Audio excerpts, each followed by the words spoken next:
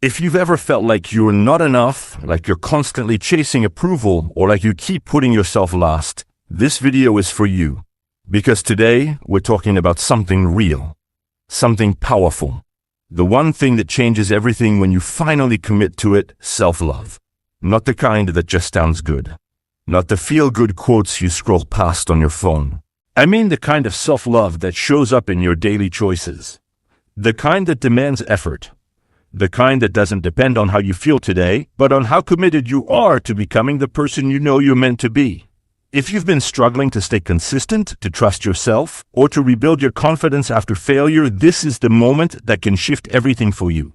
Because what we're about to get into isn't fluffy. It's real, direct, and practical.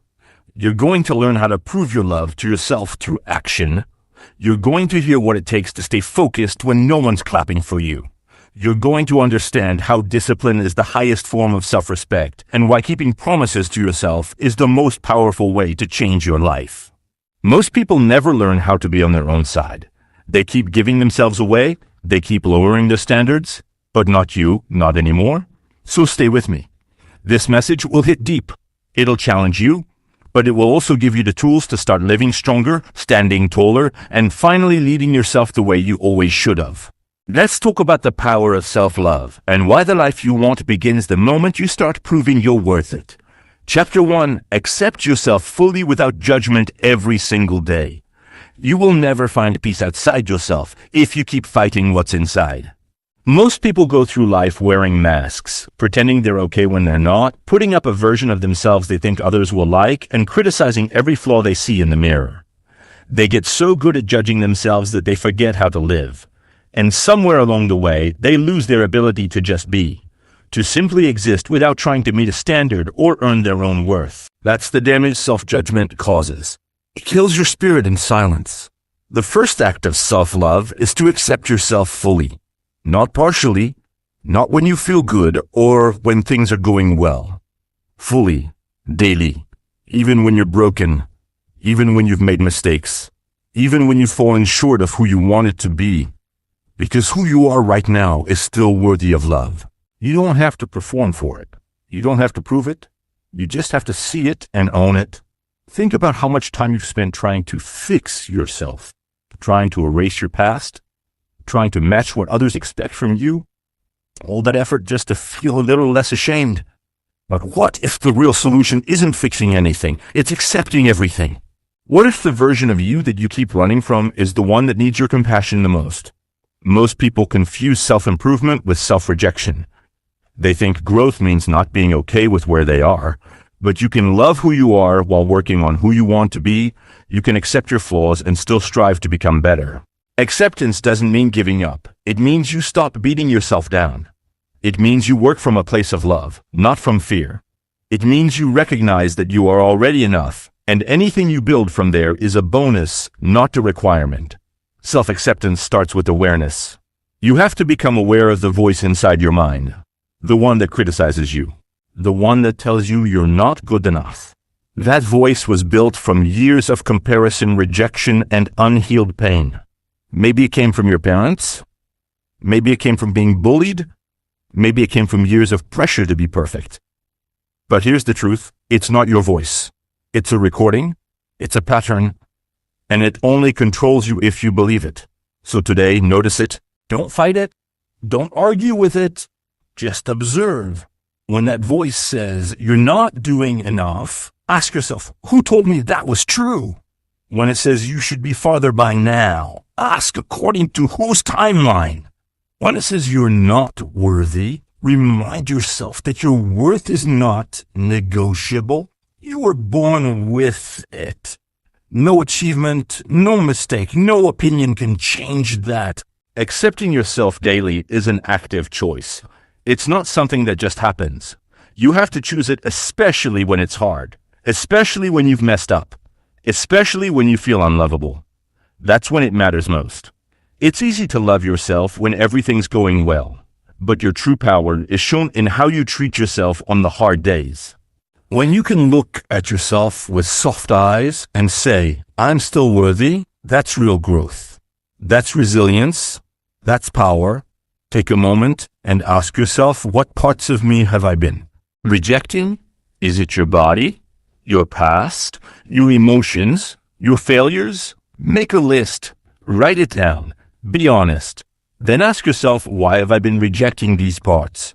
Where did I learn that they're not okay? You'll start to realize that so much of your self-judgment doesn't even belong to you. You're carrying beliefs you never agreed to, and it's time to let them go. Real self-love means creating space for all of you, even the parts that are still healing, even the parts that make you feel vulnerable, especially those, because those parts hold the key to your freedom. When you stop hiding your pain and start embracing it, you become unshakable. You stop needing approval. You stop fearing judgment. You stop trying to be perfect, and you start being real. One of the most powerful things you can do every morning is to say this out loud. I accept myself exactly as I am. Even if you don't fully believe it yet, even if it feels awkward, say it anyway. Because repetition rewires your brain. Your mind believes what it hears most. And when you flood it with acceptance, you start to change the way you see yourself. You also need to treat yourself the way you treat someone you care about. Imagine a close friend came to you and said, I feel like a failure. I'm not where I thought I'd be. I hate how I look. I keep messing up. Would you tell them, yeah, you're right, you suck? No. You'd reassure them. You'd remind them of their worth. You'd speak with compassion. That's exactly how you need to speak to yourself every single day. Here's a simple practice. Every night before bed, write down 3 things you did well that day. Not big things. Even small wins. I got out of bed. I stayed calm in traffic. I drank water instead of soda. Do this for 30 days. You'll start to train your mind to see what's good instead of only what's missing. That's how you build self-trust. That's how you train your inner voice to be your ally, not your enemy. You must also understand that self-acceptance doesn't mean you'll always feel great. It means you don't run from the discomfort. It means you sit with your feelings instead of suppressing them. It means you can be sad without thinking something's wrong with you. It means you can feel angry without guilt. Emotions are not enemies. They are messengers. They show you what needs attention.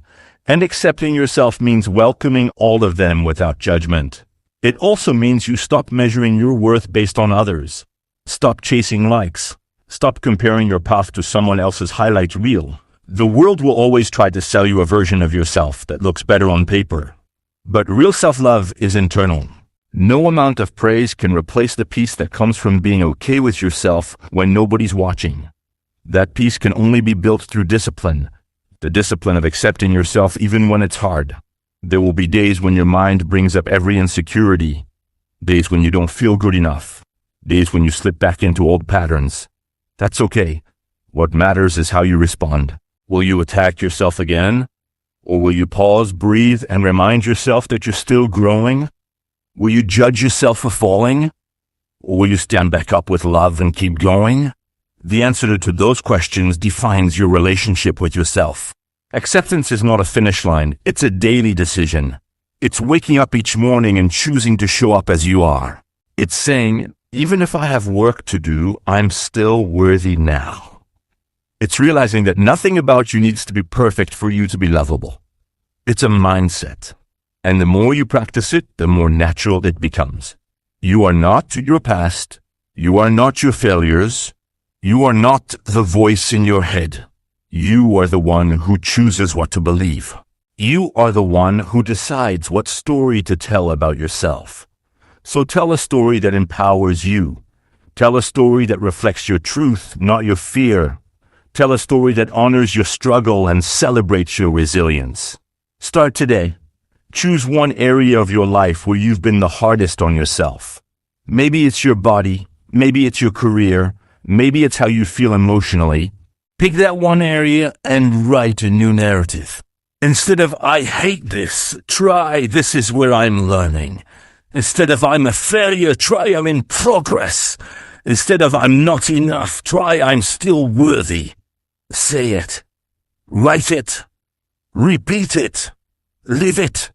And when the world tries to tell you that you should be more, do more, look better, or act a certain way, pause. Come back to your center. Remind yourself that your value was never up for negotiation. You were born with it. You don't have to hustle for it. You don't have to earn it. You just have to remember it. The journey to self-love is not about fixing yourself. It's about coming home to yourself. It's about unlearning all the lies you were told. It's about dropping the armor and saying, this is who I am, and that's enough. That's the real power. And when you own it, you stop living for approval and start living in alignment. You start making choices that serve your growth. You start saying yes to what feels right. You start showing up with confidence that doesn't need to be loud to be powerful. Your life changes the moment you stop fighting yourself. Your energy returns. Your clarity improves. Your relationships become deeper. Because the way you treat yourself becomes the standard for everything else. If you treat yourself with respect, others will follow. If you accept yourself, you'll stop settling. If you love yourself, you'll stop needing to be loved by those who don't see your worth. This is where it begins. Not with another goal, not with another change, but with acceptance. Daily, relentless, honest, gentle, because you're not broken, you're becoming. And that process deserves love, not judgment. Now take that truth and carry it with you. Make it your foundation. Every day, remind yourself, I am enough as I am. I accept myself fully. I grow from love, not from shame. Say it until it becomes your truth. Say it until it echoes louder than every doubt. That's how you take your power back. That's how you build a life worth living. It begins with you. And it begins right now. Chapter 2. Speak to yourself kindly like your best friend. You wouldn't speak to someone you love with cruelty, so why do you speak to yourself that way? Most people go through life with an internal voice that quietly beats them down. It questions their worth, ridicules their failures, downplays their victories, and punishes them for every imperfection. It becomes normal, so normal that they don't even realize how much damage it's doing. This voice doesn't encourage. It criticizes. It doesn't protect. And eventually, it convinces them that they don't deserve love, joy, or peace until they become someone better. But what if the greatest shift you could ever make in your life was learning to speak to yourself with the same kindness, patience, and love you'd offer to your best friend? When a friend makes a mistake, you don't call them a failure. You remind them they're human. When they're struggling, you don't yell at them to get over it. You sit with them in silence and offer support. When they feel insecure or not enough, you remind them of everything they've overcome. That's how love speaks. That's how trust is built. And that's the kind of voice you need living inside your own mind. One that uplifts, supports, and reminds you that you are enough right now. Not one day, not later, but now. Changing how you speak to yourself doesn't mean pretending everything's perfect. It means creating a foundation of respect and compassion that allows real growth to happen. There is no transformation without inner safety.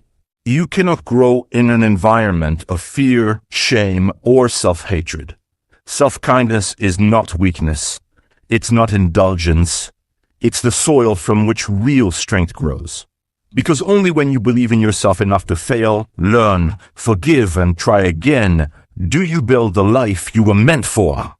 That voice in your head, it's been shaped over years. Maybe it started when you were young and someone made you feel small. Maybe it came from parents who were too hard on themselves and passed their pain to you. Maybe it came from a world that told you your worth was based on how you looked, what you achieved, or how perfectly you performed. But here's the truth. Just because that voice is familiar doesn't mean it's right. You are not the insults you've repeated to yourself.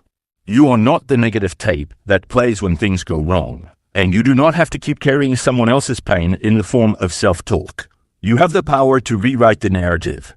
Every time you make a mistake, you get to choose how you respond. You can berate yourself for falling short, or you can say, that was tough, but I'm still proud of how I'm trying. Every time you look in the mirror, you can focus on everything you wish were different, or you can find something, anything to appreciate.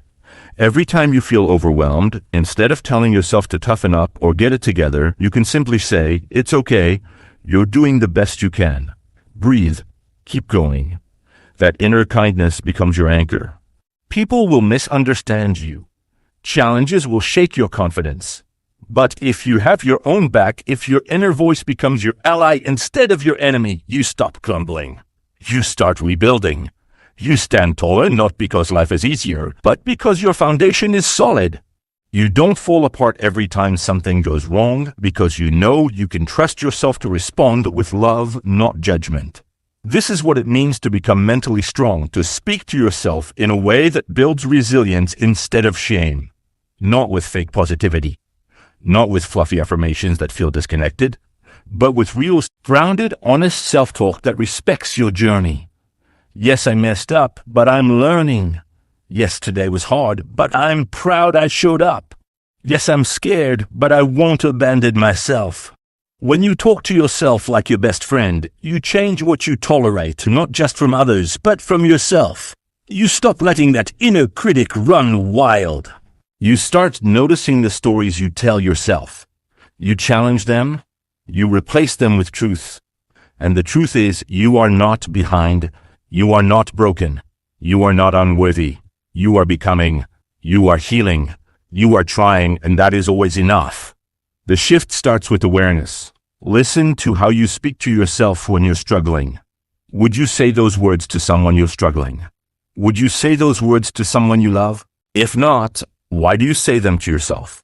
Would you call your best friend a loser for falling short? Would you tell them they're ugly when they're feeling insecure? Would you laugh at their pain or mock their dreams? Of course not. So stop doing it to yourself.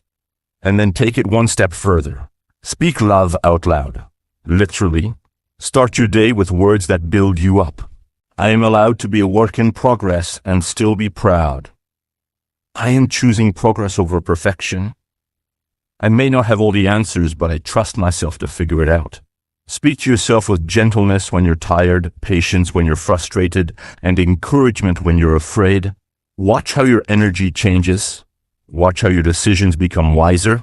Watch how your life becomes a reflection of the inner love you're cultivating.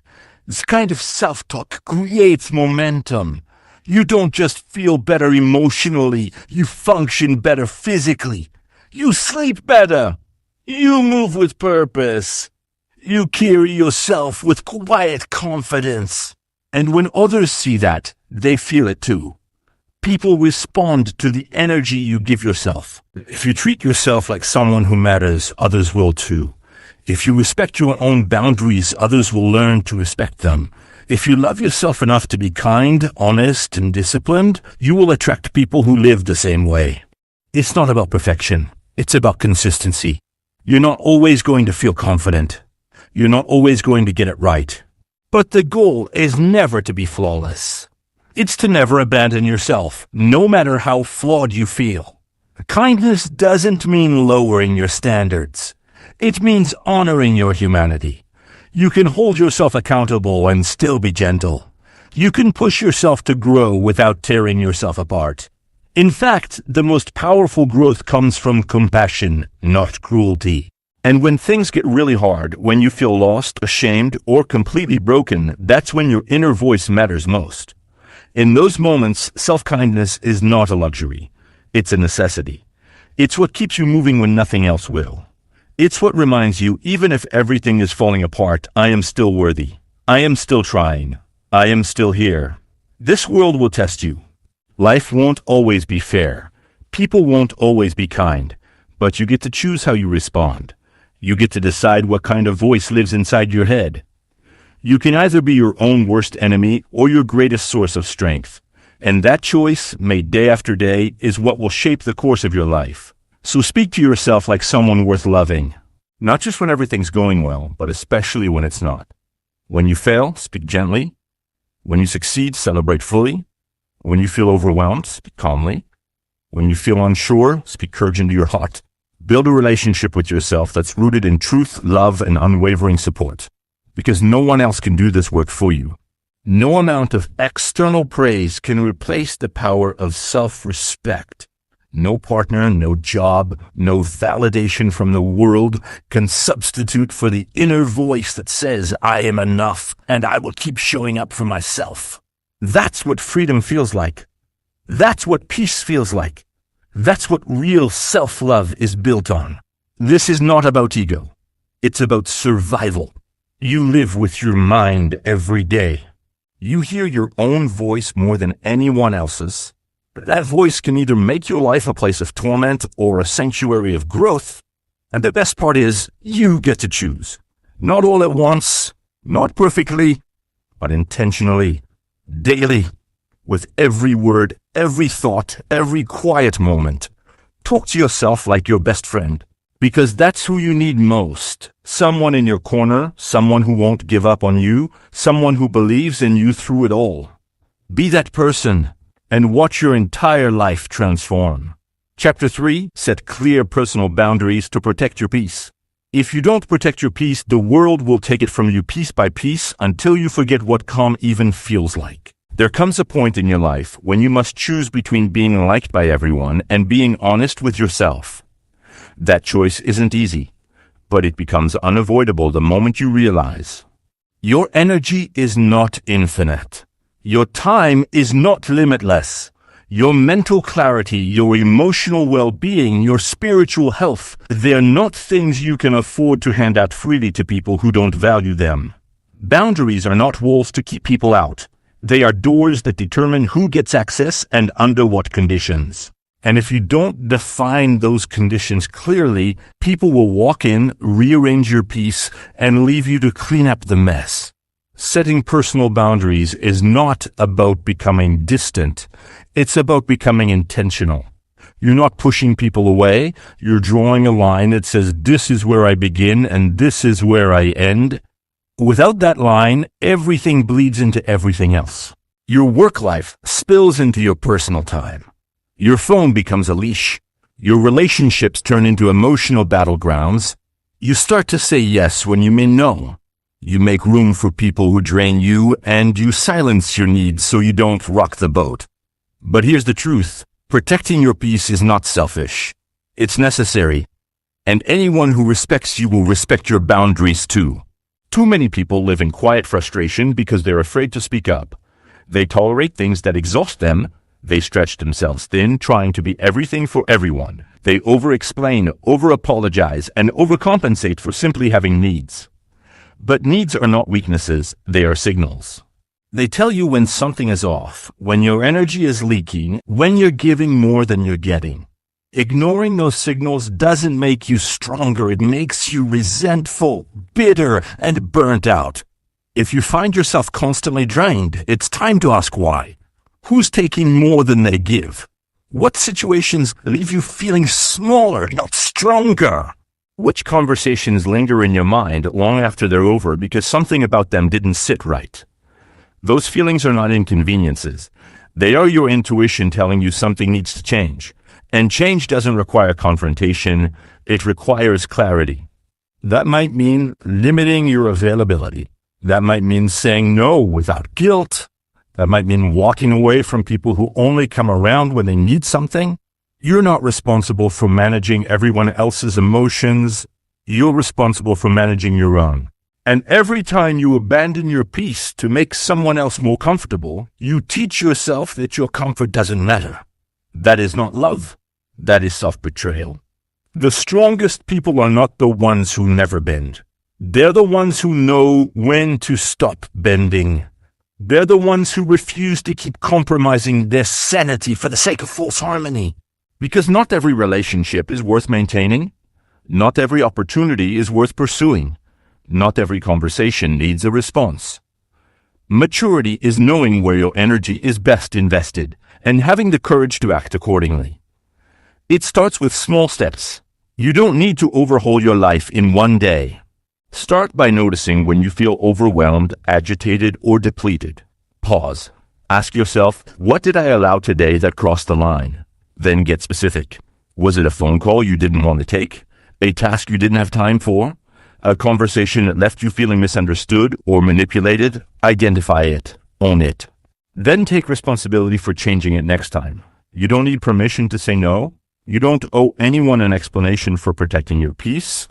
And you don't need to justify your boundaries to people who benefited from you having none. If someone is offended because you've started valuing yourself more, that's not your problem.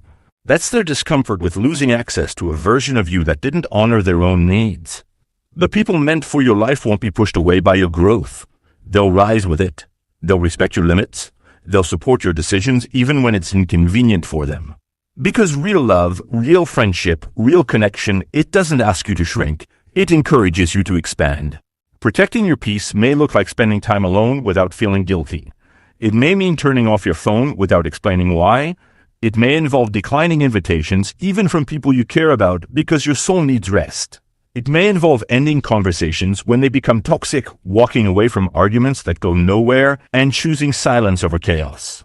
These are not signs of weakness. They are acts of power.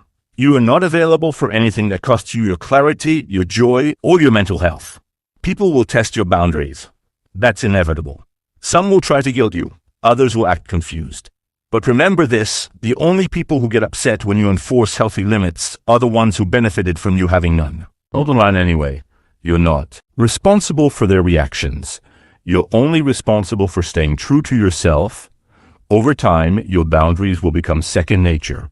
You'll stop over-explaining. You'll stop apologizing for having standards. You'll stop giving away your energy to people who wouldn't lift a finger for you. And in that space, when your life is no longer cluttered with obligation and guilt, you'll find clarity. You'll have room to think, to feel, to breathe. You'll make better choices because they'll come from alignment, not pressure. You'll connect with people who see you for who you are, not just what you can do for them. And most importantly, you'll start to feel at home within yourself. Peace is not something you find. It's something you create. And boundaries are the blueprint. They are the architecture of a life that respects itself. They are not about control. They're about alignment. When you know what you stand for, what you value, and what you will no longer tolerate, your life begins to take shape in a way that reflects your worth. But don't wait for burnout to draw the line. Don't wait until you're emotionally exhausted or spiritually numb. Start now. Start before things spiral. Start by saying, I don't have the capacity for this today. Start by choosing rest over performance. Start by being honest when something feels wrong. Your peace is sacred. Treat it that way. And understand this, boundaries are not one-time decisions. They are daily practices. You will be tested. You will feel tempted to fall back into old patterns. But with every no that protects your spirit, you reinforce your self-respect. With every limit you enforce, you remind yourself that you matter. You are not here to be everything to everyone. You are here to be true to yourself. And the people who truly love you will understand that. They won't guilt you. They won't manipulate you. They will support your boundaries because they want the best for you. And if someone walks away because you've decided to protect your energy, that's a sign. Not of your failure, but of your growth. So protect your peace like your life depends on it. Because in many ways it does. Your clarity, your energy, your purpose, they all depend on you having the courage to say, this is my line and I won't cross it anymore. Your freedom lies in that choice. Your future begins with that commitment. And your most powerful self emerges the moment you stop sacrificing your peace for temporary approval. This is your life. You don't owe anyone access to you just because they ask. You don't have to tolerate chaos just to keep the peace. You don't have to keep showing up for people who disappear when you need them most. You have the right to be selective. You have the right to protect your mind, your heart, your energy, and your time. And the more you do, the more you'll realize peace isn't something you find out there. It's something you preserve in here. And you are worth protecting, always. Chapter 4. Forgive yourself completely and release your past pain. You will never step into your future if you keep punishing yourself for a past you cannot change. There comes a time in every life where the weight of regret becomes too heavy to carry. A moment where the echoes of old decisions, missed chances, broken promises, and the pain of who you used to be start to blur your ability to see who you are now. The truth is, you've suffered long enough. You've played that moment over in your head far too many times. You've criticized yourself, judged yourself, and held yourself hostage to memories that no longer serve you. But there is no freedom in self-condemnation. There is no healing in shame. If you truly want to grow, if you genuinely want to feel peace, you have to give yourself the one thing you've been withholding: full, honest, and unconditional forgiveness. You are not the mistakes you made.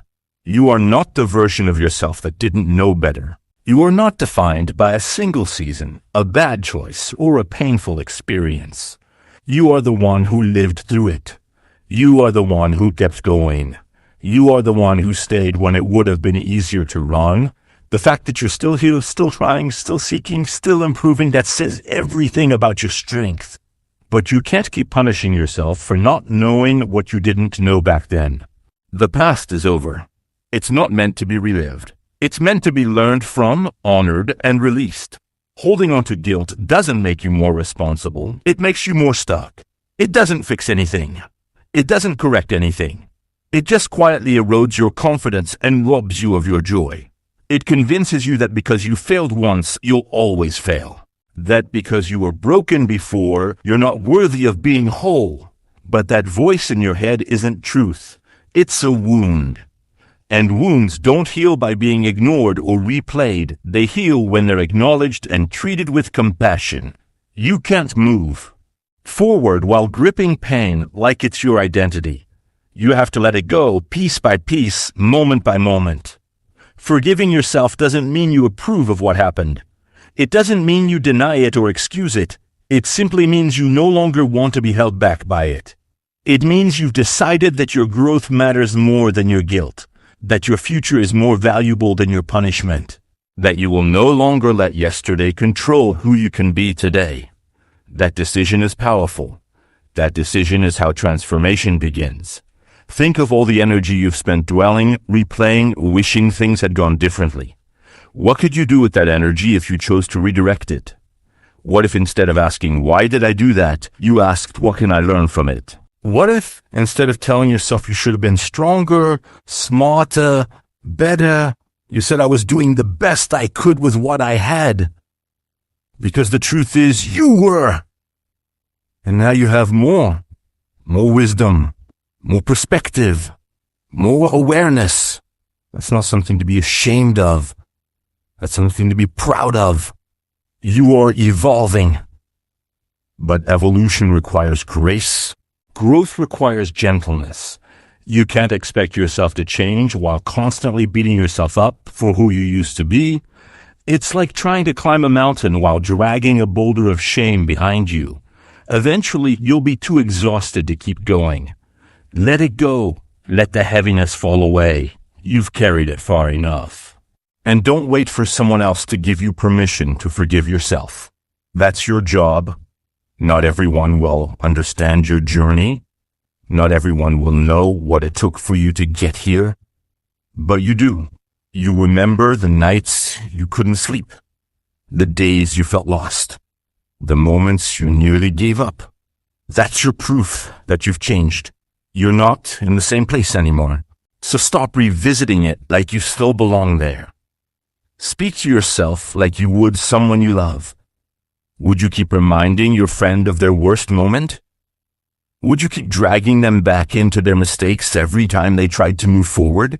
Or would you remind them that they deserve to heal, to grow, to rise? You deserve the same compassion, the same kindness, the same chance to start over. Yes, you've made mistakes. So has everyone. Yes, you've hurt people, and maybe you're still repairing the damage. But carrying guilt doesn't fix what's broken. Taking responsibility does. Making amends does. Choosing different patterns going forward does. But none of that is possible if you're stuck in self-hatred. You can't pour water into the cracks of your life while blaming yourself for every fracture. You need clarity. You need forgiveness. And most importantly, you need to believe that you're still worthy of good things. Forgiveness is a decision, not a feeling. You won't always feel ready. You won't always feel like you deserve it. But you make the choice anyway. You say to yourself, I forgive you. For not knowing, for falling short, for the things you didn't say, for the times you acted out of fear, for the pain you caused while you were hurting, for being human. I forgive you. And every time the shame returns, you remind yourself of that choice again and again until the weight starts to lift. You don't have to carry everything forever. You don't have to define yourself by every scar. You are allowed to put things down. You are allowed to change your story. You are allowed to be more than your past. That is your right. That is your responsibility. To yourself. To your future. To the people who need the version of you that's healed and whole, not the one stuck in old chapters. Sometimes healing means having hard conversations with yourself. Not to shame yourself, but to set yourself free. You say, yes, I made that mistake. But that mistake is not who I am. It was a moment, a lesson, and I've grown, I've learned, I've evolved, and now I choose to move forward. There will always be people who try to remind you of who you used to be. That's their problem, not yours. Let them talk. You don't need their validation. You don't need their approval. The only voice that truly matters is the one inside you. And if that voice has been harsh, if it's been cold or critical or unforgiving, it's time to change it. Because the story you tell yourself becomes the life you live. And if you want peace, you have to speak peace. You have to believe you deserve it. You are not a failure. You are not broken. You are not beyond repair. You are in the process of becoming. That process is messy. It's painful. It's confusing. But it's also beautiful. Because every time you forgive yourself, you give yourself permission to become someone new, someone lighter, someone freer, someone who's no longer defined by pain, but shaped by it. Your healing doesn't happen all at once. It's not a single moment, it's a practice. Some days you'll feel strong. Other days you'll feel like you're starting over. That's okay. Keep going. Keep choosing forgiveness. Keep choosing compassion. Keep choosing growth. You're not behind. You're not lost. You're exactly where you need to be. Don't rush the process. Trust it and trust yourself. You are doing better than you think. You've come further than you realize. And there is so much life ahead of you waiting to be lived without the weight of shame, without the chains of regret, without the pain of the past defining your every move. Let yourself be free. You don't have to wait for some perfect day or external sign. Decide right now that you are worthy of your own forgiveness, that you are allowed to be both a work in progress and a masterpiece, that your past doesn't cancel your future, that your healing is your power, so let the old pain go. Not because it didn't matter, but because you matter more. Let it go, not to forget, but to be free. Let it go, so you can finally breathe without guilt, move without fear, and live without carrying a past that no longer belongs in your present. The greatest act of strength is not holding on. It's letting go. And today, you take that step. Today, you choose peace. Today, you choose yourself. Chapter 5, build daily habits that show you matter. If you want to feel like you matter, start proving it to yourself through your daily actions, because real self-worth is built in the small choices you make when no one is watching. Every day, you send messages to your mind. You tell yourself who you are, what you deserve, and how valuable you believe your life is, not just with words, but with what you choose to do. The habits you keep are not random routines. They are signals. Every time you wake up and choose discipline over distraction, you send yourself a message: I am important. When you fuel your body with intention, when you speak to yourself with care, when you carve out time for growth and clarity, you reinforce the truth that your life matters. And if you don't feel like you matter right now, it's not because you aren't worthy, it's because somewhere along the way, your habits started to reflect neglect instead of self-respect. You don't change your life by talking about it.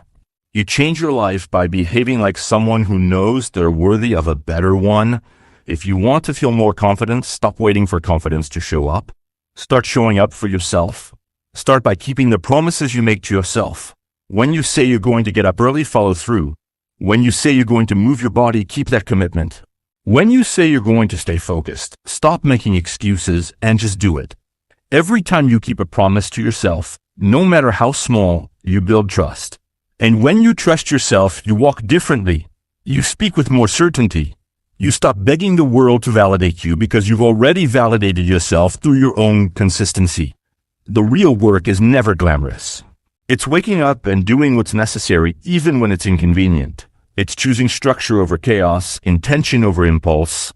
It's staying disciplined when it would be easier to fall back into old cycles. But when you start building habits that reflect your worth, everything begins to shift. You don't have to scream for respect when you carry yourself like someone who already has it. You don't have to chase confidence when you build it brick by brick, morning by morning, hour by hour, through your repeated decisions. Look at how you're treating yourself right now. If someone else followed you around and mimicked your routines, would they believe they matter? Would they believe their time is valuable? Would they believe their health, mindset, and dreams deserve attention? Because how you treat your time is how you treat your life. You don't find clarity in chaos. You don't find peace in patterns that drain you. If your life feels like it's spiraling, it's probably because your habits are not aligned with who you want to become. Start by creating structure around your mornings. How you start your day matters. If you reach for your phone before you reach for your mind, you're already placing other people's priorities before your own. Instead, wake up with purpose. Take 5 minutes to breathe, to reflect, to remind yourself why you're doing this. Then move your body, not to chase an image, but to honor the energy that will carry you through the day. Fuel yourself, not to restrict, but to provide. These are not dramatic changes, they are declarations. Every simple action adds weight to your self-worth. And if you feel resistance, good. That means you're touching a part of yourself that needs attention. Resistance is not a reason to stop, it's a reason to keep going. It means you're breaking away from comfort and moving toward change. Change is always uncomfortable at first, but so is staying stuck. The difference is only one of them leads you forward. Daily habits are not about perfection. They're about proof. When you show up each day with intention, you are proving to yourself that you are someone who deserves better. Better health, better focus, better peace. You begin to embody the identity of someone who matters, and eventually, that identity becomes unshakable. It becomes who you are, not who you're trying to be. Don't underestimate the power of small habits. It's not the massive changes that define your life. It's the tiny, consistent actions that add up when no one is clapping, when no one is watching, when it's just you versus your excuses. That's where confidence is born. That's where self-respect is forged. That's where inner peace is protected. Some days you won't feel motivated. Do it anyway. Some days your mind will convince you to skip, to delay, to let it slide. Don't. That's the exact moment where transformation is hiding. Get up, show up, and remind yourself that discipline is how you prove love to your future self. Don't let your emotions run your life. Let your commitment do that. Your future will be built on the habits you create right now, not the hopes you carry in your head. You have the power to redefine how you see yourself. But it doesn't happen in theory. It happens in repetition. Show yourself you matter by prioritizing your mental space. Limit your exposure to things that drain you. Choose what you consume because what you take in becomes what you think, and what you think becomes how you act. Show yourself you matter by setting boundaries around your energy. You don't need to say yes to everything. Protect your time like it's sacred because it is. And if you fall off track, don't collapse. Don't let one bad day turn into a cycle. You are not your off days. You're not defined by moments of weakness. You're defined by what you do next. Pick yourself up and get back to your habits, not because you're trying to be perfect, but because you refuse to abandon yourself. That's what building a strong foundation looks like. That's how you earn your own respect. Not by never falling, but by refusing to stay down. Your life is a reflection of your standards, and your standards are reinforced by your daily decisions. So raise them. Start acting like your time, your energy, your goals are worth protecting. When you walk with that kind of intention, everything around you starts to respond differently. People treat you how you treat yourself. And when your habits reflect self-respect, you stop settling for less in every area of your life. If you feel lost, confused, stuck, start with one habit. One action that you know you've been avoiding. Do it first thing in the morning. Do it when it's hardest. Do it before you talk yourself out of it. And then do it again the next day. Build momentum slowly. Stack wins. Let those wins remind you of your strength. Let those small victories remind you that you are capable of more than you've been thinking. Your life won't transform overnight, but it will transform with consistency, and the longer you stay consistent, the more undeniable your growth becomes. You don't need to chase motivation. Just show up. The motivation will find you in the discipline. The confidence will show up after the repetition. The peace will rise once your actions align with your values. You've waited long enough to feel better. Now it's time to act better, to decide that your life is too valuable to be wasted in cycles that bring you down. Every day is a vote for the future you want, and the habits you repeat are the ballot. So ask yourself, are my habits casting votes for the life I want to live, or the one I'm trying to leave behind? Choose better. Start small, stay consistent, and remind yourself daily, I matter and I will live like it. Chapter 6. Celebrate small wins to remind yourself you're growing. You don't need to wait for a massive breakthrough to feel proud of yourself. Every small win is proof that you are moving, building, and becoming who you were meant to be. Most people miss their own growth because they're too busy comparing their journey to someone else's highlight reel. They wait for a big moment, a trophy, a title, or a round of applause to finally feel good about themselves. But the truth is, real transformation doesn't show up all at once. It shows up in small, quiet moments. It's in the days you get out of bed, even when your mind is heavy. It's in the minutes you spend journaling your thoughts instead of ignoring them. It's in the times you speak up when your old self would have stayed silent. These little choices may not look like much to the outside world, but inside, they're everything. They're the building blocks of self-respect. They're how you prove to yourself that you're changing, that you're growing, that you're no longer who you used to be. You don't have to wait until the end of the journey to celebrate who you're becoming. In fact, if you do, you'll miss the entire purpose of growth. Because growth isn't just the final result, it's the process of showing up for yourself again and again. It's the quiet effort, an invisible struggle, the small win that no one notices but you. And when you learn to see those moments and honor them, something shifts in your mindset. You stop rushing, you stop doubting. You start respecting the process because you finally see that every step counts. The problem is, most people only recognize progress when it's dramatic. If it doesn't come with a transformation photo, a new title, a major shift, they don't count it. But progress isn't always loud. Sometimes it's just going a day without criticizing yourself. Sometimes it's choosing a better thought when your mind wants to spiral. Sometimes it's simply not quitting. That's the kind of growth that matters most. Because that kind of growth lasts. It's rooted.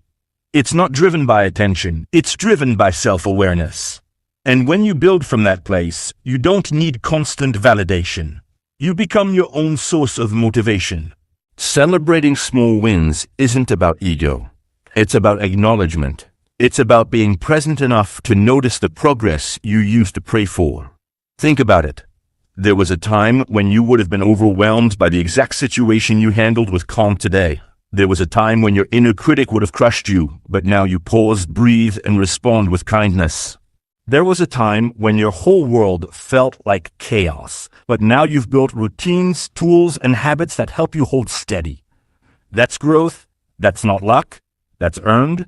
And if you don't stop to recognize it, you'll convince yourself you're stuck when you're actually evolving. When you celebrate small wins, you rewire your brain to look for progress instead of failure. You train yourself to see what's working instead of fixating on what's missing. And the more you do that, the more motivated you become to keep going. It's like fuel. Every time you acknowledge even the smallest improvement, you send yourself a signal, I'm proud of me. I'm on the right path. I'm not perfect, but I'm better than I was. That energy builds momentum. That belief makes discipline easier. That recognition makes effort feel worth it. Growth doesn't need to feel like a race. It needs to feel like a commitment, a daily decision to move forward, no matter how slow, no matter how messy. Some days your progress will be visible. Other days it will be internal. But both matter. Both count. Both deserve your acknowledgement. So when you do something hard, celebrate. When you face a fear, even if it's small, give yourself credit. When you try something new, when you finish something you started, when you bounce back after a setback, don't let those moments slip by unnoticed.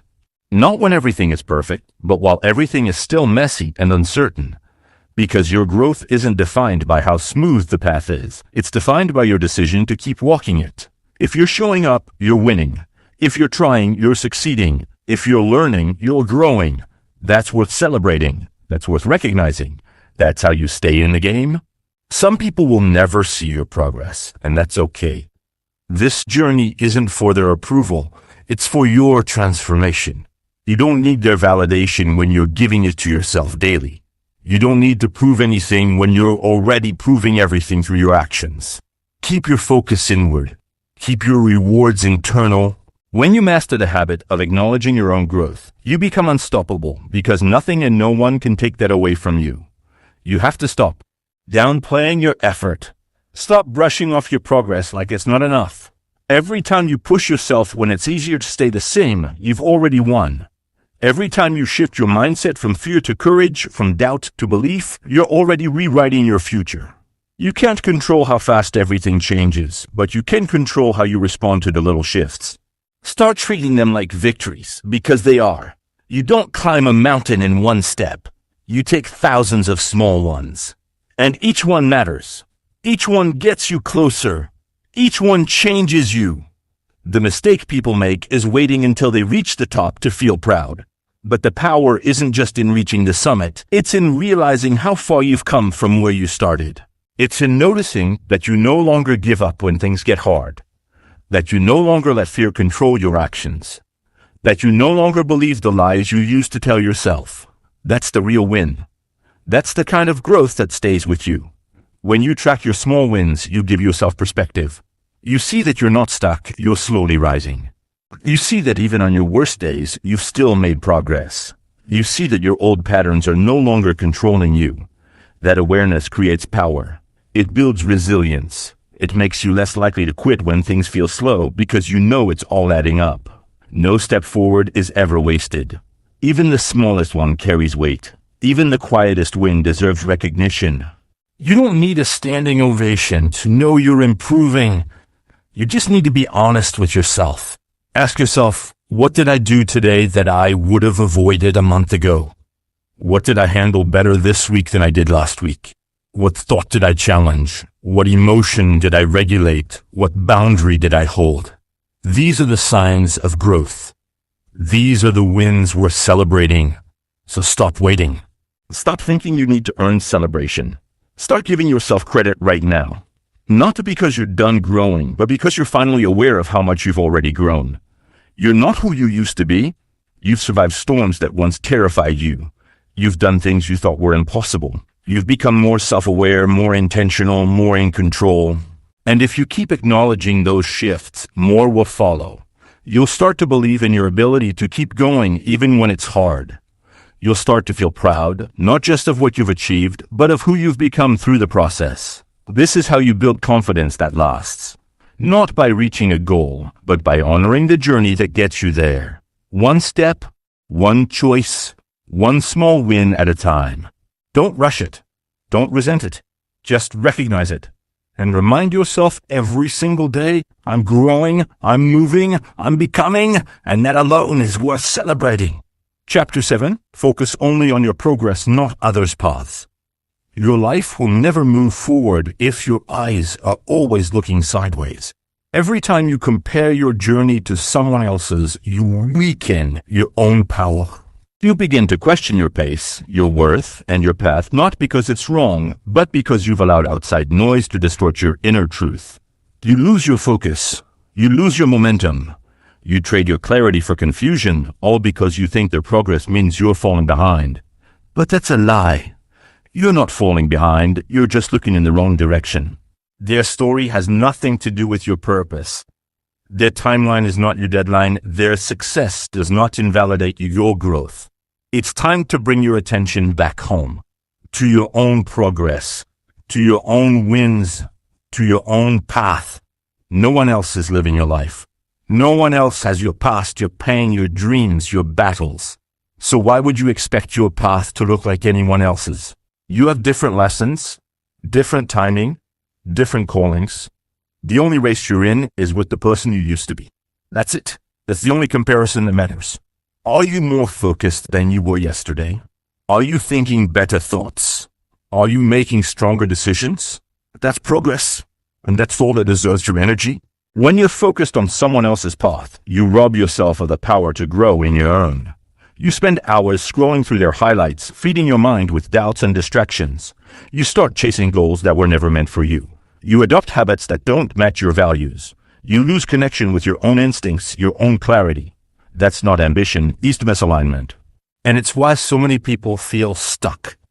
They're moving, but they're not moving forward. They're reacting, not building, because their focus is scattered. Their mind is elsewhere. Their goals are borrowed, not rooted.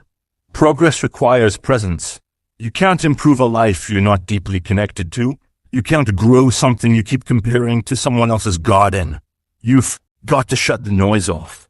You've got to go within. Ask yourself what matters to me, not to them, not to the world, but to me.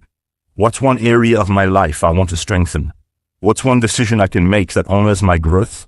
The moment you start asking yourself better questions, your direction becomes clear. And when your direction is clear, your confidence rises. Because now you're building on truth, not on comparison, not on pressure, not on ego. People move at different speeds. Life doesn't reward you for rushing, it rewards you for staying aligned. Some will rise faster than you. Some will take bigger leaps. Some will reach milestones before you do. That doesn't mean you're failing. That doesn't mean you're off track. It simply means their timing is different. And that's okay. You don't need to keep up. You need to keep going. Stay consistent. Stay locked in. Stay committed to your own evolution. Because when you do, you become untouchable.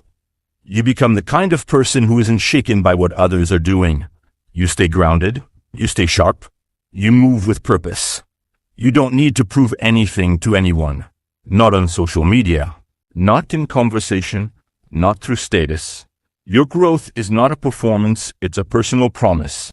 A quiet commitment to becoming who you were born to be. That's not always visible. That's not always loud. But it's real.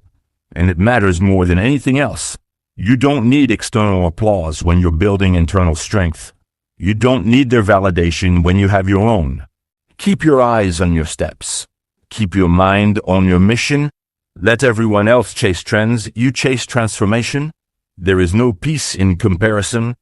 There is only pressure, anxiety, doubt. You start feeling like nothing you do is enough. Like you're always 10 steps behind. Like your progress is invisible. But it's not. You're just not looking at it. You're looking at their wins, their moves, their results. Meanwhile, your own growth is waiting to be acknowledged. You're becoming more resilient, more aware, more consistent, but you can't see that if your focus is always on what someone else is doing. It's time to return to your lane, to your pace, to your purpose, and when you do, you'll start noticing all the things you used to miss. You'll see how far you've come. You'll realize you've outgrown thoughts and habits that once held you back. You'll appreciate the subtle changes, the way you breathe through stress, the way you handle setbacks, the way you choose discipline over distraction. That's what matters. That's real progress. And once you learn to see it, your whole mindset shifts. You stop craving the approval of others. You stop chasing timelines that don't belong to you. You become content not because you're settling, but because you finally see your growth with clarity. Your path is yours for a reason. You were never meant to follow someone else's script. You were meant to write your own, step by step, day by day, thought by thought. No one can take that from you, and no one can walk it for you. So walk it boldly. Walk it honestly. Walk it with the kind of focus that scares people because you're no longer distracted. You're locked in, and that kind of energy is rare. That kind of energy creates results most people only dream about. This is how you protect your peace. By protecting your focus. By choosing presence over pressure. By looking in the mirror instead of through the window. You don't need to keep up. You don't need to catch up. You need to show up for yourself, for your vision, for your future. And the only way to do that is to stop looking left and right and start moving straight ahead. Every time you make a choice that honors your own journey, you're making progress. Every time you say no to distractions and yes to your growth, you're evolving. Every time you choose to be proud of your small steps instead of jealous of someone else's big ones, you're winning. That's the mindset that keeps you steady. That's the mindset that builds a life rooted in peace, not pressure. So check your focus, check your thoughts. Where is your energy going? What are you feeding your mind? Who are you comparing yourself to and why? Every time you drift, pull yourself back. Every time you start questioning your path, remind yourself why you chose it. You don't owe anyone an explanation. You don't need to defend your pace. You just need to stay consistent. That's what changes everything. Your life is not a competition. It's a creation.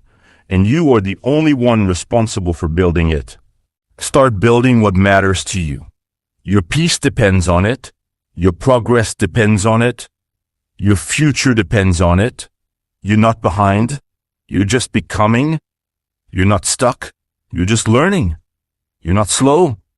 You're just building something solid. Don't let someone else's pace convince you to quit. Don't let someone else's progress distract you from your own. Stay focused. Stay grounded. Stay hungry.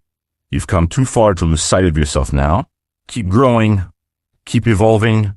Keep evolving. Keep proving to yourself that you don't need to follow the crowd to find your greatness. It's already in you. And as long as you keep your focus where it belongs, nothing can stop you from becoming everything you were meant to be. Chapter 8. Prioritize your mental health in every decision. Your peace of mind is worth more than any achievement, any approval, or any temporary comfort. So protect it like your life depends on it, because it does. You live in a world that constantly tries to pull you in every direction except inward. A world that praises productivity but ignores burnout. A world that rewards image over internal well-being.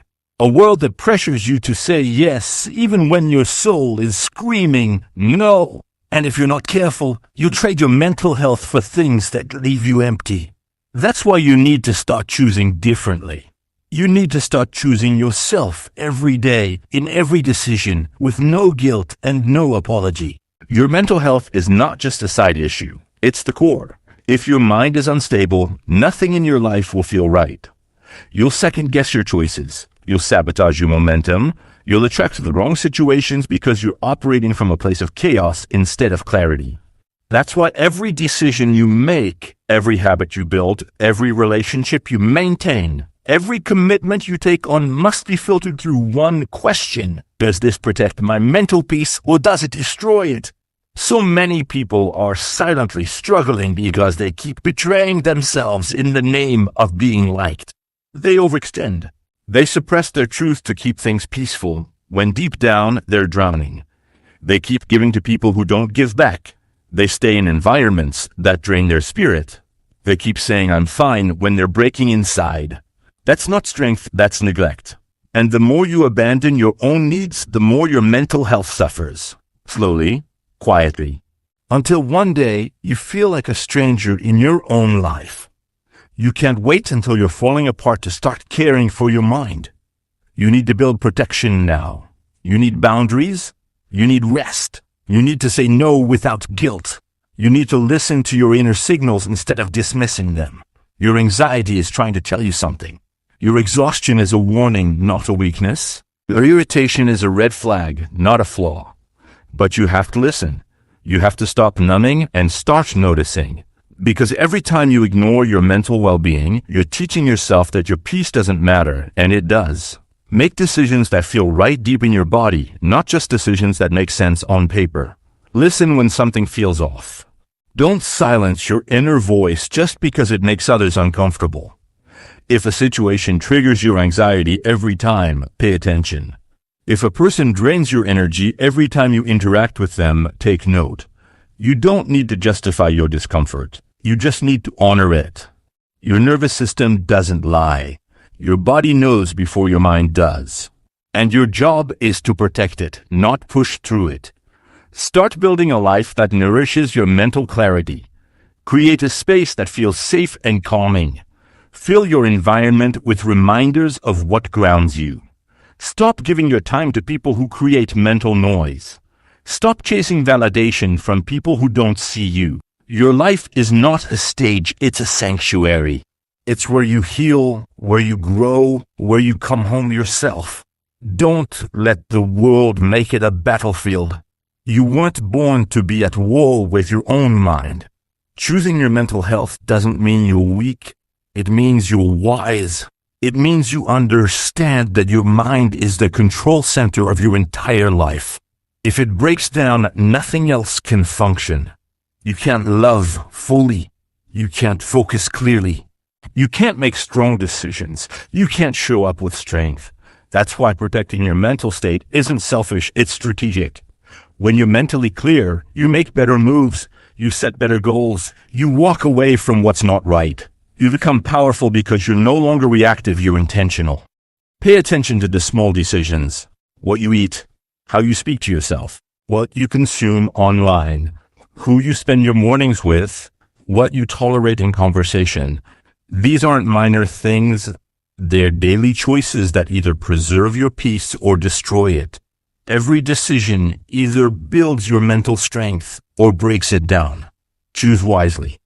Every time you pick your peace, you reinforce your self-worth. Every time you say no to something that doesn't align, you say yes to your clarity. That adds up, and over time, it transforms everything. People will not always understand your boundaries. They'll question your distance. They'll take your silence personally. They'll say you've changed, and they're right. You have changed. You stopped tolerating mental chaos. You stopped putting yourself last. You stopped pretending you're okay just to keep the peace. You're not interested in pleasing people at the cost of your sanity, and you don't owe anyone an explanation for that. Protecting your mind is not a trend, it's a lifestyle, a daily decision, a quiet revolution, and it starts with you. Don't wait for a breakdown to realize the cost of overextending yourself. Don't wait for burnout to learn the value of rest. Don't wait for emotional collapse to understand the importance of saying no. Choose now. Choose to live in a way that feels good on the inside, not just looks good on the outside. Your mental peace is not negotiable. It's your foundation. You deserve to wake up without dread. You deserve to live without the constant pressure of pretending. You deserve to feel safe in your own mind, and you don't need permission to make that your priority. Make room in your life for stillness, for solitude, for reflection. Those quiet moments are not wasted time, they're sacred. That's when you hear your truth. That's when you return to yourself. In a world that's constantly yelling, those moments of silence are where your real power lies. You can't build a life that serves your spirit if you never pause to check in with yourself. You can't grow if you don't rest. You can't create if you're always in survival mode. Your mind needs space. Give it that. Make space for breath. Make space for peace. Make space for yourself. You are not a machine. You're a human being with emotions, with limits, with needs. Stop measuring your worth by how much you can endure. Start measuring it by how well you protect your inner world. Your boundaries are a sign of maturity, not arrogance. Your rest is a sign of strength, not laziness. Your peace is a priority, not an afterthought. You don't need to keep proving yourself to people who don't care about your well-being. Prove to yourself that you're worthy of peace. Show yourself that your needs matter, that your mind matters. Every strong decision you make to protect your mental space is a declaration of self-respect. When you walk away from chaos, when you step back from draining situations, when you cancel things that exhaust you, you're saying, I choose me. That's not weakness. That's wisdom. That's strength. That's leadership. Because only people who truly value themselves are willing to disappoint others in order to protect their own peace. So let this be the moment you shift from people-pleasing to self-honoring, from running on empty to creating space to refuel, from overthinking to quiet focus, from emotional chaos to grounded calm. Let your life become a reflection of your healing, not your hurting. You don't owe the world your energy, you owe it to yourself first. When you're mentally well, everything you touch becomes better. Your work improves. Your relationships deepen. your joy returns, your purpose sharpens. This is the kind of power that comes from within, not from status, not from noise, but from peace, from clarity, from daily decisions rooted in respect for your own mind. And that's what it means to truly live. Not just survive, not just cope, but live with intention, with awareness, and with unwavering respect for your mental health. That's how you win. Every single day.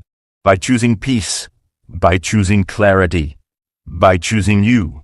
Chapter 9, treat your body with care through daily choices. Your body is the vehicle that carries you through this life, and how you treat it today will determine how far you can go tomorrow. You can't build a powerful life on top of a neglected body. You can't chase your goals, show up for your dreams, or fight through adversity with a weak foundation. This body of yours is your first home. It's not just skin and muscle, it's your instrument for impact, for presence, for energy. And the truth is, the way you treat it daily says everything about how much you value yourself. Too many people disconnect from their bodies until something breaks. They ignore the signals. They numb the pain. They push through fatigue like it's noble. But eventually, the body keeps score. And it will slow you down if you don't slow down on your own. Taking care of your physical self is not vanity, it's responsibility. Because when you treat your body with respect, you're saying, I care about this life. I care about showing up strong. I care about lasting long enough to see my potential fully lived out. It starts with the smallest daily choices. The food you eat, the water you drink, the sleep you allow, the movement you give your body. None of these things require perfection. They require intention. Nobody's asking you to train like an athlete or eat like a monk. What matters is that you're not treating your body like an afterthought. You're not sacrificing your physical health for temporary convenience. Because every time you do, you're paying a price. It might not show up today, but over time, that debt builds up, and one day it demands everything from you. Your energy is sacred. It fuels your focus. It drives your discipline. It supports your mindset. And if your body is breaking down, your mind and spirit will eventually follow. That's why it's not just about fitness or image. It's about function. It's about freedom. It's about knowing you have the strength and stamina to push through your purpose. You cannot lead your life with clarity if your body is constantly in distress. You can't feel grounded if you're always inflamed, always in pain, always tired. This is not about shame. It's about ownership. It's about taking back control. You may not have treated your body well in the past, but you can start now. Every day is a chance to renew your commitment. Every choice is a chance to send a message to yourself. I matter. My body matters. My well-being is a priority.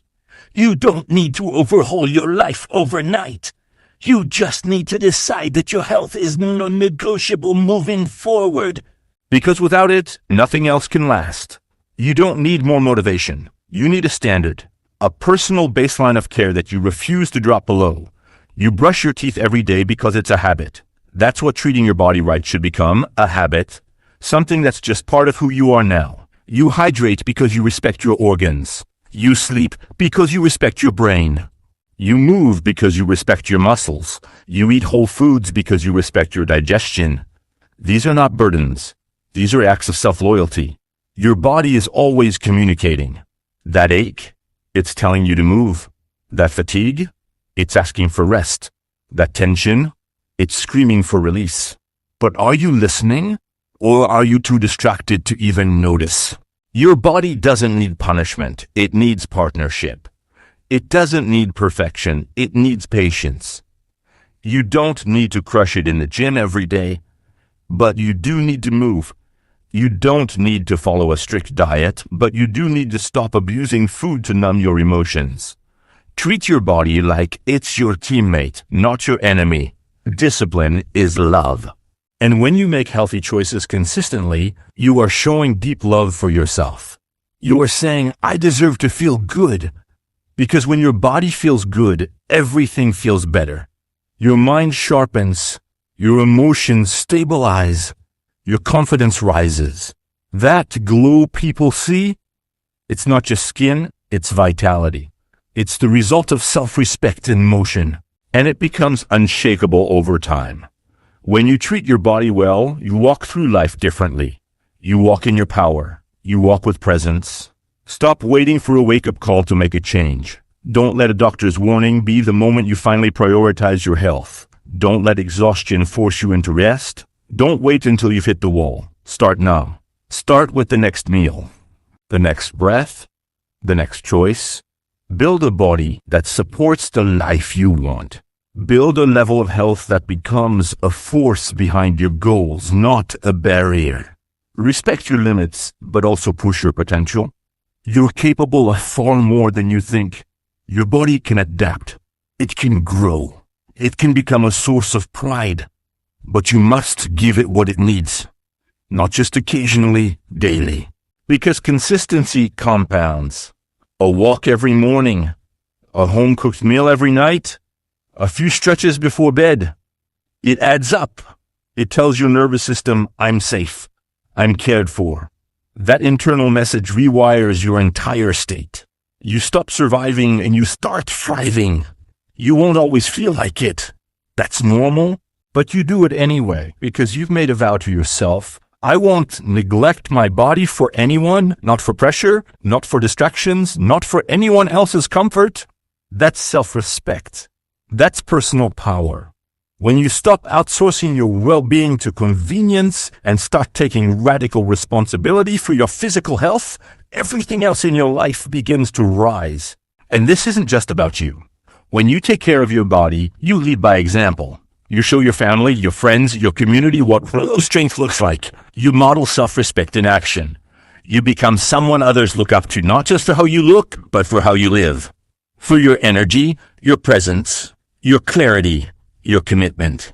You don't need fancy equipment or a perfect routine. You need commitment. You need intention. You need to be done with neglect.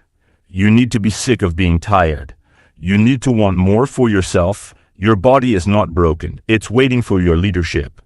It's ready to heal, ready to grow, ready to support your highest potential, but it needs your participation. Treat your body like the treasure it is, like the miracle it is. It breathes for you. It heals cuts without your help. It carries you no matter what you've put it through. It deserves your care.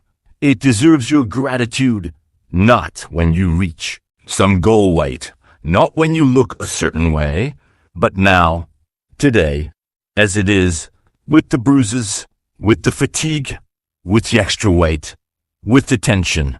You can still choose care. You can still give it what it needs. And the more you do, the more it gives back to you. Fuel your body with foods that nourish, not deplete. Hydrate like it's your job. Sleep like it's your power source. Move with love, not punishment. Rest when needed. Breathe deeply. Stretch gently. Stand tall. Make time for stillness. These acts are not extra. They are essential. They ground you. They reset you. They bring you back to center. Because no matter how chaotic the world gets, you always return to your body. Let it be a place of strength, not suffering. You're not here to live at half capacity. You're not here to be tired all the time. You're not here to watch life pass by because your body can't keep up. You are here to be fully alive, to move freely, to wake up with energy, to walk with confidence, to feel the power in your limbs. That starts with how you treat your body when no one is watching. That starts with the choices you make when it's hard. That's when true care is built, not through extremes, but through consistency. You don't need to be perfect. You just need to be honest. Are your daily choices supporting your body or sabotaging it? Are you helping it or hurting it? The answer is in your actions, and you have the power to change them. Not tomorrow, not next week. Every small act of care sends a message to your soul. I deserve to feel good in this body. I deserve to live strong.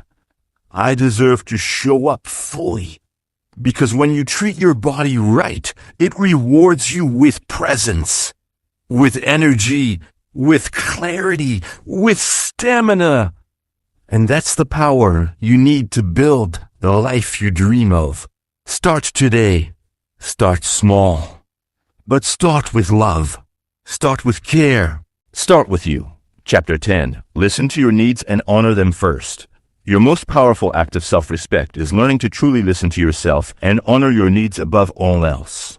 For too long, many people have been trained to ignore their own signals, to push aside discomfort, and to prioritize everyone else's expectations before their own well-being. But here's the raw truth. You cannot serve others, create lasting impact, or live with genuine fulfillment if you don't recognize and respect what your mind, body, and spirit demand from you first. When you fail to listen to yourself, you cut off the very source of your strength and clarity. Listening to your needs isn't selfish. It's necessary. It's the foundation of living authentically. It's how you protect your energy from being drained by endless external demands. It's how you keep your vision sharp and your heart full. Yet, many dismiss their own needs as weak or indulgent, trapped in a mindset that says, I have to be strong for everyone else, or I can't slow down because others depend on me. But strength grows in alignment with your needs, not in opposition to them. The problem is, many of us live on autopilot, tuned to the noise of the world rather than the quiet signals inside us. We fill our days with to-dos, obligations, and distractions, numbing out the subtle voice that's trying to tell us something important. Maybe it's telling you that you're exhausted and need rest. Maybe it's warning you about emotional overwhelm. Maybe it's nudging you toward a change you've been avoiding. These signals are gifts, not annoyances. They are your internal compass guiding you toward balance and truth. To start listening, you have to slow down. It sounds simple, but it's not easy. In a culture that glorifies busyness and toughness, pausing feels like weakness or falling behind. But the strongest people are those who can pause and say, I see what I need. Without that moment of awareness, your efforts are scattered and your progress stalls. Listening to yourself creates space for clear decisions that align with who you really are, not who you feel pressured to be. Honor means acting on what you hear. It means not just noticing that you're tired, but choosing to rest. Not just realizing you feel lonely, but reaching out or setting boundaries to protect your space. Not just sensing frustration, but addressing it instead of stuffing it down. Honoring your needs is the act of valuing yourself enough to prioritize your health, happiness, and peace of mind. It's about treating your inner world with the same care you would a close friend. This isn't about giving in to every whim or avoiding responsibility. It's about discerning what truly sustains you and what simply feeds old patterns of ignoring yourself. Some needs are urgent and essential, like sleep, nutrition, and emotional connection. Others are deeper and subtler, like creative expression, mental clarity, or spiritual connection. When you tune in consistently, you learn to tell the difference and give yourself what you truly require, not just what feels good momentarily. Your needs are signals of life wanting to flow through you, to be expressed and fulfilled. When you shut them down, you create internal pressure that manifests as stress, anxiety, or burnout. You start to feel disconnected from yourself. You lose touch with what makes you whole. But when you honor your needs, you build resilience and fuel your capacity to handle challenges. You recharge your inner resources, and your decisions become more aligned and impactful. Many people fear that putting their needs first will alienate others or appear selfish. The opposite is true. When you show up whole and centered, you give others permission to do the same. You create healthier relationships based on honesty and mutual respect. You stop draining your energy trying to meet impossible standards and start engaging from a place of strength. This changes the dynamic in every area of life, work, family, friendships, and even your relationship with yourself. Listening to your needs also means setting boundaries, which is a crucial skill in honoring yourself. Boundaries are not walls to keep people out. They are fences to protect your garden. They clarify what you can give and what you cannot, what you will accept and what you won't tolerate. Without boundaries, your energy leaks away in every direction, leaving you depleted and resentful.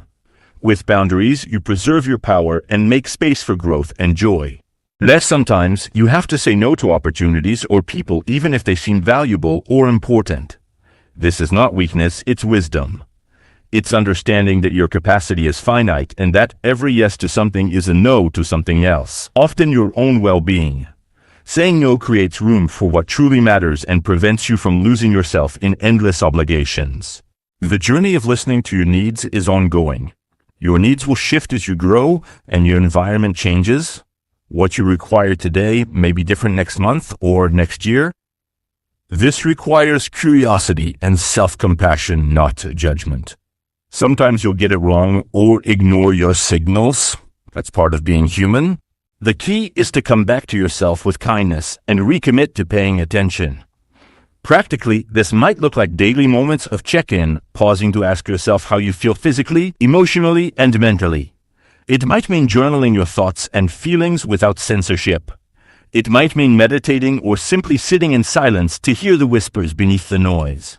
Over time, these practices train you to become fluent in your own language, catching the earliest signs that you need care. When you consistently listen and respond to your needs, you transform how you operate in the world. You stop running on empty and start operating from fullness. You stop reacting and start responding. You gain clarity on your priorities and stop being swept away by distractions or expectations that don't serve you. Your energy stabilizes, your mood lifts, and your focus sharpens. You begin to live with purpose that feels aligned and true. Honoring your needs first also builds your confidence. It teaches you that you can trust yourself. You learn that your voice matters, that your feelings are valid, and that your well-being is essential. This internal trust radiates outward, affecting how you communicate, how you lead, and how you create. When you stand firm in your needs, you stand firm in your truth. It's important to recognize that some needs may feel uncomfortable or scary to face. Maybe you realize you need to leave a toxic situation. Maybe you admit that you need professional help. Maybe you acknowledge that your current lifestyle is unsustainable. Listening to yourself means welcoming these truths, even when they challenge your comfort zone. Growth rarely happens without discomfort, but honoring your needs always leads you closer to freedom. One of the greatest gifts you can give yourself is permission to put your needs first without guilt. Guilt is a sneaky thief that convinces you that caring for yourself means failing others. But this is a lie that keeps you trapped in cycles of exhaustion and resentment. When you honor your needs first, you actually become more present and effective in every role you play. Self-care is not a luxury, it's a necessity. There will be moments when the world demands more than you feel capable of giving. During those times, listening to your needs becomes even more critical. It's not about escaping responsibility, but about sustaining yourself through the storm. Sometimes honoring your needs means asking for help. Sometimes it means slowing down. Sometimes it means saying no more firmly. Every act of care you give yourself builds reserves that fuel your endurance and creativity. The relationship you have with yourself sets the tone for every other relationship you have. When you treat your own needs as important, you teach others how to treat you. You set the standard for respect, kindness, and honesty. You create a foundation where your boundaries are honored, your voice is heard, and your worth is undeniable. This foundation makes it possible to build a life and legacy that reflect your highest values. Ultimately, listening to your needs and honoring them first is a radical act of empowerment. It reclaims your power from distraction, from burnout, and from external pressures. It roots you in your own truth and fuels your growth. When you make this a priority, you align with the rhythm of your life rather than fighting against it. You move from surviving to thriving. You are the guardian of your own well-being. Your needs are signals from your deepest self. Pay attention to them, trust them, act on them. This is how you cultivate a life of balance, strength, and joy. It's how you prove to yourself every day that you matter most. Because you do. And when you honor yourself first, everything else falls into place with greater ease and grace. Chapter 11. Remove toxic people who drain your self-worth. Cutting ties with those who diminish your value is the boldest step you can take to reclaim your life and fuel your growth.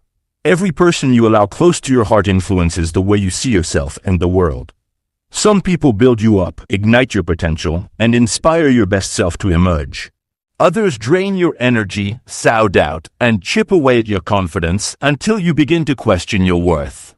Toxic relationships, whether with family, friends, colleagues, or partners, can silently sabotage your progress, quietly eroding your self-esteem day by day. Recognizing and removing these destructive influences is not just necessary, it's a form of survival and self-love. We often tolerate toxic people longer than we should because of fear, loyalty, or guilt. Sometimes the ties run deep, tangled in history or obligation, making it hard to see the damage clearly. Other times, toxic people disguise their behavior with charm or manipulation, leaving you confused about whether the pain you feel is valid. But ignoring your gut feelings or excusing harmful behavior only prolongs suffering and stalls your journey toward becoming your strongest self. Your self-worth is not negotiable. It's not something others can take away unless you allow it. Every degrading comment, every dismissive action, every moment where you feel unseen or unheard chips away at that foundation.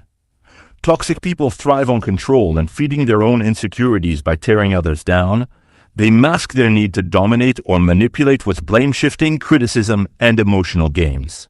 When you accept their behavior as normal, you start to internalize message that you are less than, that you are not enough. Removing toxic influences requires courage. It means facing the discomfort of confrontation, the fear of loneliness, or the uncertainty of change. But it also means freeing yourself from chains that have held you back for far too long. When you decide to protect your self-worth above all else, you reclaim your power. You send a clear message to yourself and to the world that your dignity cannot be compromised. The first step in this process is awareness. You have to honestly assess which relationships uplift you and which ones drag you down. This takes reflection and honesty. Ask yourself, after interacting with this person, do I feel energized or depleted? Am I accepted for who I am, or am I constantly on edge trying to prove myself? Do I feel safe expressing my truth, or do I fear judgment and rejection? These questions peel back the layers and reveal where toxicity lurks. Once you identify those draining connections, it's time to set boundaries. Boundaries are your shield against negativity. They define what behavior you will accept and what you won't. They teach others how to treat you by setting clear limits. Boundaries can look like limiting contact, refusing to engage in harmful conversations, or simply saying no to demands that compromise your peace. It's about carving out space where your self-worth can flourish. Sometimes, boundaries are not enough. Some relationships are so toxic that distancing or ending them is the only way to preserve your mental and emotional health. This is a painful but necessary choice. Ending a toxic relationship is not an act of cruelty, it is an act of courage and self-respect. It requires you to prioritize your well-being over fear of conflict or guilt. It means choosing yourself when no one else will. Letting go of toxic people can feel like a loss. There might be grief for what the relationship could have been, or hope that things will change. These feelings are natural. Healing takes time. But remember that your peace and self-worth are worth far more than holding on to relationships that cause harm.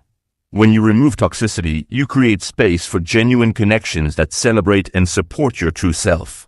Healing after cutting toxic ties means rebuilding your sense of worth from the ground up.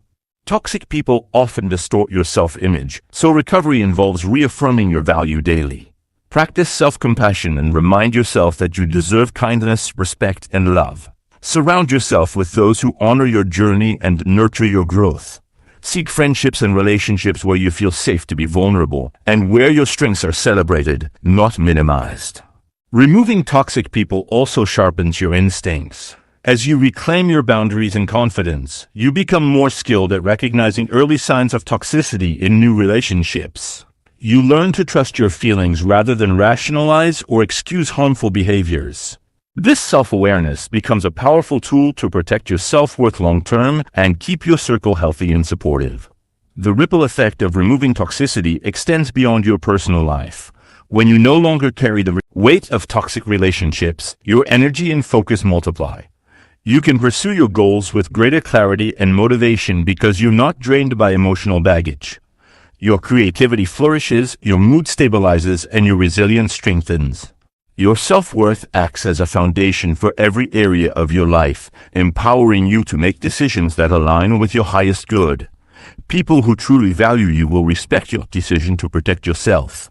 If they do not, that is a clear sign they are not meant to be part of your journey. Toxicity does not belong in your life's narrative. It is a distraction from your true potential and a barrier to the life you deserve. The moment you choose yourself over toxic approval, you start a powerful transformation, one rooted in self-love and authenticity. It's important to understand that toxicity is not always blatant. Sometimes it's subtle, woven into patterns of manipulation, passive aggression, or chronic negativity. These quieter forms of toxicity are just as damaging because they slowly erode your confidence and self-trust. They create confusion and self-doubt, making it hard to recognize the harm. Vigilance and honesty with yourself are essential tools for identifying and removing these influences. Self-worth grows when you honor your feelings as valid and important. Toxic people often gaslight or dismiss your emotions, teaching you to ignore your intuition. Breaking free from these influences means reclaiming your right to feel and express your emotions without shame. It means giving yourself permission to prioritize your mental and emotional health over toxic demands or expectations. Sometimes you may face backlash or attempts to pull you back into toxic patterns after you set boundaries or cut ties. This can be challenging and test your resolve. Remember that these reactions stem from the other person's fear of losing control or influence. They do not reflect your value. Standing firm is a testament to your strength and commitment to your self-worth. Each time you reinforce your boundaries, you strengthen your identity and send a message that your well-being is non-negotiable. The journey of removing toxic people also teaches humility and forgiveness, not for their sake, but for yours. Holding onto anger or resentment keeps you tethered to the pain. Forgiving doesn't mean forgetting or allowing harm. It means releasing the hold those negative experiences have on your heart. It frees you to move forward with lightness and peace, unburdened by the past. You deserve relationships that lift you, not those that drag you down. You deserve respect, kindness, and honesty. You deserve to feel safe and seen. Removing toxic people is an act of radical self-love that clears the path for authentic connections and a fulfilling life. It's a commitment to yourself that you will no longer accept less than you deserve. The freedom you gain from cutting toxic ties is profound. You reclaim your time, energy, and emotional space. You create room to grow, to heal, and to thrive. You build a life shaped by your values and nourished by genuine support. This is the foundation of lasting self-worth, a worth that no one can take away because you've anchored it in your own choices and actions. Choosing to remove toxicity requires patience, courage, and persistence. It's a process, not a one-time event. You may need to repeat it with different people or revisit boundaries as you grow, but every step you take strengthens your foundation and affirms your right to live with dignity and joy. Your self-worth is your birthright. Protect it fiercely. The moment you decide to remove those who drain your self-worth, you make space for your true self to shine. You ignite a powerful momentum that propels you forward, breaking free from patterns that no longer serve you. You become the author of your story, writing chapters filled with courage, clarity, and love. This choice is the gateway to a life where your self-worth is honored, celebrated, and unstoppable. Chapter 12. Develop a morning routine that strengthens self-respect.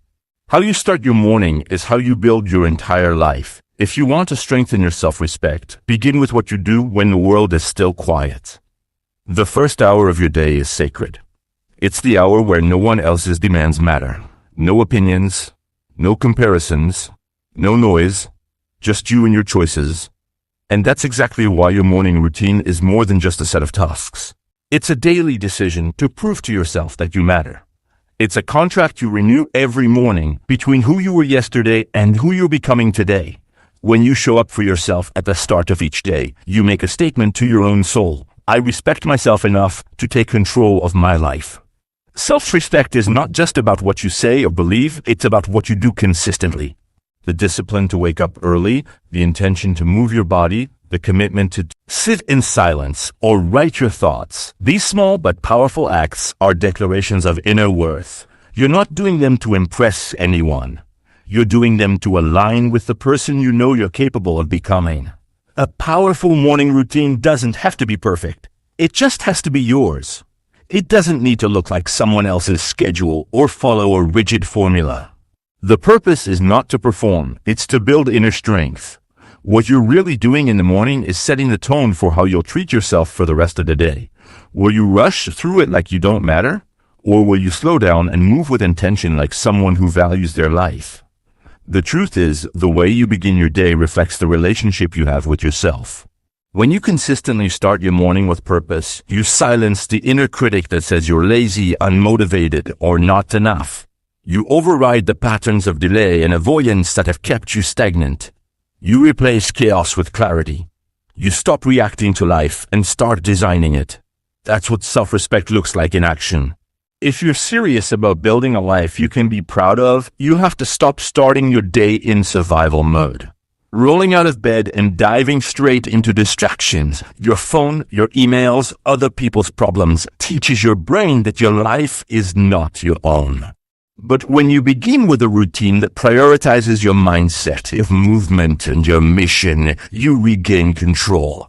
You start strong. You carry that momentum with you into every decision that follows. Waking up early isn't just about time. It's about intention. It's about giving yourself the space to breathe before the world demands your attention. It's about carving out moments to connect with your purpose instead of being pulled in 100 directions. That early hour is where you train your discipline, build your patience, and prove to yourself that you have what it takes. You don't need to be perfect at it. You just need to be consistent enough to grow. Start by keeping your first promise to yourself. Get up when you said you would. That's not just a small task. It's a vote of confidence in yourself. Every time you follow through, you're reinforcing your identity as someone who honors their word. That's how trust builds. And trust in yourself is the foundation of all self-respect. You won't develop that inner strength if you keep negotiating with your goals every morning. Move your body. It doesn't have to be intense or complicated. Go for a walk, stretch, do a short workout. The point is to remind your body that it's alive, strong, and capable.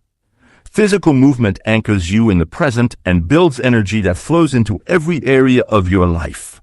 You're not just exercising, you're showing your future self that you're committed to health, power, and progress. Take time to sit in silence, breathe. Listen to your thoughts instead of running from them. Get familiar with your inner world. Most people avoid this because silence reveals what's really going on inside. But if you want to respect yourself, you have to face your truth without flinching. You have to become comfortable with discomfort. That's where clarity lives. That's where emotional strength is forged. Write down what matters. Not as a chore, but as a way to organize your inner world. Journal your thoughts, your goals, your gratitude. Even just a few lines can shift your mindset. Writing is a tool to sharpen your focus and declutter your mind. When you write, you slow down enough to catch patterns, notice progress, and define your priorities. You're not just writing, you're grounding your identity. Fuel your mind with something that elevates you. Read a few pages of a powerful book. Listen to something motivational. Study a lesson that expands your thinking. This is how you train your brain to seek growth. Feeding your mind with strength first thing in the morning puts you in the driver's seat for the rest of the day. You're not reacting to negativity, you're operating from a place of purpose. Your morning routine should evolve with you. What works today might shift as you grow, and that's a good thing.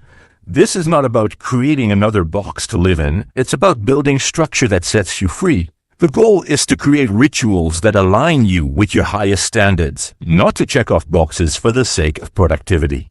What you do in the morning should reflect who you want to be. When you consistently wake up and act in alignment with your values, something powerful happens. You start to see yourself differently. You stop waiting for confidence to appear. You build it. You stop hoping for motivation to strike. You generate it. You stop relying on external validation. You become your own source of pride. That's how self-respect becomes unshakable. It's not something you talk about, it's something you live. No one is going to build that foundation for you. No one's coming to fix. Your habits will pull you out of bed with purpose. That responsibility belongs to you. And that's a gift. Because the moment you take ownership of your mornings, you take ownership of your life, you stop being a passenger in your own story and start becoming the author. Your life is not shaped by the big decisions alone. It's shaped by the quiet moments when no one is watching, when you decide whether to rise or retreat, to take the first step or to wait. Your morning routine is a reflection of your inner commitment. It's a mirror showing how seriously you take yourself and your future. If your mornings are rushed, distracted, or reactive, the rest of your day will likely mirror that energy. But when your mornings are rooted in discipline, focus, and self-care, everything else starts to fall into place. You make better decisions. You respond instead of react. You lead instead of follow. You grow stronger without needing anyone's permission. Some mornings will be harder than others. Some days you won't feel like doing any of it. That's when it matters most. Self-respect is built on the days you push through resistance and show up anyway. It's easy to act in alignment when you're motivated, but it's powerful to act in alignment when you're tired, doubtful, or uninspired. That's how you earn your own respect. You can start small. You don't need a perfect routine to begin. What matters is the commitment. Decide that your mornings belong to you. Decide that your first thoughts, your first actions, your first breath of the day will be rooted in strength, clarity, and purpose. Decide that you're no longer available for mornings that weaken your identity or sabotage your goals. When you make that decision and live it out each day, your self-respect grows naturally. You begin to hold yourself to a higher standard, not out of pressure, but out of pride. You recognize your own power. You no longer settle for a life that doesn't reflect the person you're working to become. And every morning becomes a reminder that you're not here to drift, you're here to lead. Your routine will become your compass. It will guide you back to your values when you feel lost. It will ground you when everything feels uncertain. It will remind you that even when the world is chaotic, you are in control of your first hour. And sometimes that's all you need to realign with your vision. Don't underestimate the impact of starting strong. Those early moments compound over weeks, months, years. They create momentum that shapes your identity and your legacy. Respecting yourself starts with how you treat your time, your mind, your body, and your energy, especially when no one's watching. Your morning is not just a routine, it's a declaration, a promise, a path. And every day you follow that path, you reinforce the message that you are worthy of greatness, not someday, but today. Because you've chosen to honor yourself first. And that's how self-respect becomes who you are, not just something you hope for. Chapter 13, choose activities that make you feel truly alive. You weren't born to just get through the day. You were born to feel alive, to burn with purpose, to do things that make your heart beat faster and your spirit stand taller. Most people don't live, they just exist. They move from task to task, checking boxes, numbing themselves with distractions, going to places they don't care about, speaking words they don't mean, and spending time with people who drain their energy. And the scariest part is they think that's normal, but deep down they feel it. The emptiness, the weight, the quiet ache of a life that's lost its color. That ache is your soul whispering to you, wake up. Choose something that makes you feel alive again. It's not always loud. It's not always a crisis. Sometimes it's just a slow drift away from yourself. You stop laughing like you used to. You stop getting excited about the little things. You stop taking risks that stretch your heart. And instead, you settle. You settle for routine. You settle for comfort. You settle for safe, even when it's suffocating. But the truth is, staying safe isn't safe if it's killing your spirit. You don't need more hours in your day. You need more life in your hours. And the only way to do that is to be brutally honest with yourself. What are you doing with your time? Who are you becoming through your daily actions? Are you choosing things that make you feel powerful, passionate, and present? Or are you just repeating habits that keep you numb? Life doesn't give energy to people who are sleepwalking. Life rewards the bold, the intentional. The ones who take the time to ask, what makes me feel fully awake, and then actually choose to do it, even if it's inconvenient, even if it's unfamiliar, even if it scares them. That's where the magic is. That's where you find yourself again, not by thinking about what makes you happy, but by doing it. The activities that make you feel alive aren't just hobbies. They're soul food. They're reminders of who you are underneath all the roles and responsibilities. Whether it's painting, lifting, writing, hiking, building, creating, or helping others, when you find something that makes your inner world come alive, you must protect it with everything you've got. Because in a world that's constantly trying to make you forget your fire, you need to keep it burning. No one else is going to prioritize this for you. People will tell you to be realistic, to focus on what pays the bills, to stick to the path everyone else is on. But you didn't come here to copy someone else's version of life. You came here to feel the pulse of existence in your chest. You came here to stretch, to evolve, to experience the depth of being human. And you can't do that if you ignore the call to come alive. You don't need permission to live with passion. You just need the courage to choose it. And that choice won't always be comfortable. Sometimes it means walking away from things that once made sense. Sometimes it means carving out time in a schedule that already feels full.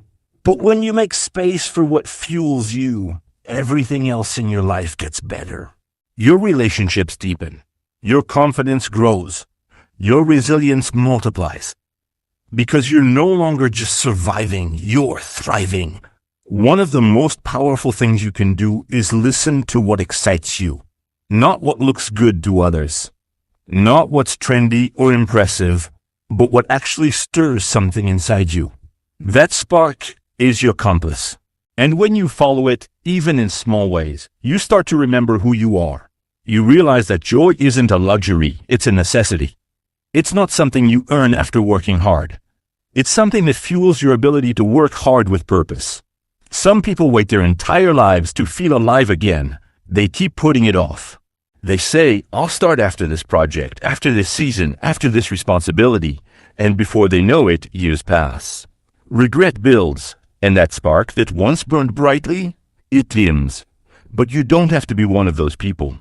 You can decide right now that your life is too valuable to live it on autopilot. You can decide that today is the day you choose activities that bring your energy back to life. That doesn't mean you quit your responsibilities. It means you stop ignoring your own needs. You integrate your passions into your schedule like your life depends on it, because it does. A fulfilled life is not built by accident. It's built through deliberate action, through conscious choices, through the refusal to let your days be dictated by obligations alone. You don't have to have it all figured out. Just start experimenting. Try new things. Return to old loves. Explore. Say yes to what lights you up and no to what depletes you. Notice what makes time disappear. Notice what makes you smile without effort. These are clues. They point to the activities that align with your essence. And when you align with your essence, you stop fighting life. You start flowing with it. Don't fall into the trap of thinking that everything meaningful has to be productive. Some of the most life-giving activities won't make you money. They won't build your resume, but they'll build your soul. They'll restore your vitality. They'll remind you why you're here. And that kind of aliveness is worth more than any paycheck or accolade. Your life is too short to waste it doing things that deaden your spirit. Yes, you'll have responsibilities. Yes, you'll have commitments. But even within the chaos, you can find ways to recharge your fire. You can schedule time for yourself. You can say no to things that drain you. You can choose to be fully present in the things that nourish you. And in doing so, you reclaim your life from the noise. The truth is, the world needs more people who are fully alive. Not just functioning, not just achieving, but alive. Fully present, fully engaged. Because people who are alive uplift others. They create, they lead, they inspire, they bring color to gray spaces. And that ripple effect changes everything. When you're alive, you stop waiting for weekends. You stop counting down the hours. You stop living for the future and start living right now. You take ownership of your energy. You protect your peace. You stop chasing things that don't matter and start investing in what makes your heart race with possibility. Every time you choose an activity that energizes your spirit, you're sending a powerful message to yourself. I matter. My joy matters. My life is mine. That message rewires your brain. It changes how you see yourself. It gives you the strength to show up in every other area of your life with more clarity, more purpose, and more fire. And don't let anyone tell you that aliveness is selfish. It's the opposite. The more alive you are, the more you have to give. The more present you are with your loved ones, the more in challenges. Aliveness is the fuel that powers everything good in life. So stop waiting for the perfect time. Stop waiting for someone to validate your choices. Stop convincing yourself that your needs can wait. Your time is now. Your energy is sacred, and your life will only expand in direct proportion to how deeply you choose to engage with what makes you come alive. No more living on repeat. No more sacrificing your soul at the altar of comfort. Choose discomfort if it means growth. Choose uncertainty if it leads to freedom. Choose activities that remind you that you are not just here to perform, you're here to live. You get one life, one shot, one chance to feel this fully. Don't waste it doing what makes you feel numb. Don't sell your time for things that leave you empty. Be brave enough to say yes to what lights you up. Be bold enough to design your days around what strengthens you. Because when you do that, you don't just change your schedule, you change your entire life. And that's how you win. Not by grinding your way through meaningless routines. Not by conforming to expectations that suffocate you. But by aligning with what sets your soul on fire. That's the path to freedom. That's the path to purpose. And that's the path that will take you exactly where you were always meant to be. Fully alive, unapologetically you. And finally, at peace with the life you chose to create. Chapter 14, track your growth to see how far you've come. You won't recognize your own strength until you start keeping track of how far you've already climbed. Most people are so busy chasing the next milestone that they forget to look back and see the mountain they've already conquered. They forget the days they thought they wouldn't survive. They forget the battles they've already won silently. And because they forget, they also doubt themselves more than they should. They hesitate. They play small. They believe they haven't done enough. But the truth is, you've come a long way. And you owe it to yourself to see that with your own eyes. Growth doesn't always show up in big, dramatic victories. Sometimes it's quiet. Sometimes it's in the way you respond differently to stress. Sometimes it's in the way you no longer tolerate what you used to. Sometimes it's in the courage to say no, in the discipline to show up when no one's watching, in the strength to keep going when your energy is running low. But if you're not tracking it, you'll miss it. And when you miss it, you start to think you're not growing at all. That's the danger. Progress isn't always loud. But it's always happening when you're showing up, pushing forward and choosing better, even in small ways. The human mind is quick to forget what it's endured. That's why you must document your growth. Write it down, track it in a journal, record your wins, log your struggles. Because one day you'll open those pages and realize just how strong you've become. And in that moment, doubt will vanish. Most people don't track their progress, so they stay stuck in a cycle of self-doubt. They keep working, keep moving, keep doing, but because they never pause to measure the growth, they feel like nothing's changing. That's why burnout hits. That's why motivation fades. Because there's no recognition of the quiet victories. And without recognition, there's no reward. But when you track your growth, every step forward becomes fuel. You don't need to compare yourself to anyone. You just need to compare yourself to who you were yesterday. Were you more disciplined today than you were last week? Were you more focused this month than last month? Did you show more patience, more strength, more clarity? Those are the things that matter. Not how far someone else has gone, but how far you've come. Tracking your growth builds evidence, and evidence builds belief. When your goals feel too far and the vision seems blurry, all you need is a reminder that you've already moved through things that once felt impossible. Your past wins are proof that you can do it again. But if you don't record them, your mind will trick you into thinking you haven't done enough. And that lie can slow you down more than any obstacle. Start small. Track the habits you're building. Track your discipline. Track how you feel at the end of each day. Not to judge yourself, but to measure the progress. You'll begin to see patterns. You'll catch yourself evolving. You'll start to notice that you're not the same person who started this journey. You've gained strength. You've developed character. You've sharpened your focus. But you won't truly realize it unless you track it. When life feels like it's moving too fast or you're feeling stuck, your growth tracker becomes your anchor. It reminds you that you've already made it through hard seasons. It reminds you that you've already grown in ways others can't even see. You don't need to announce it. You don't need validation, but you do need to witness it for yourself.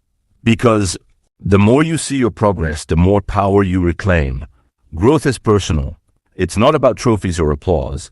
It's about knowing that you're becoming someone you can be proud of. And that knowing comes from awareness. You gain awareness by reflecting, recording, and reviewing.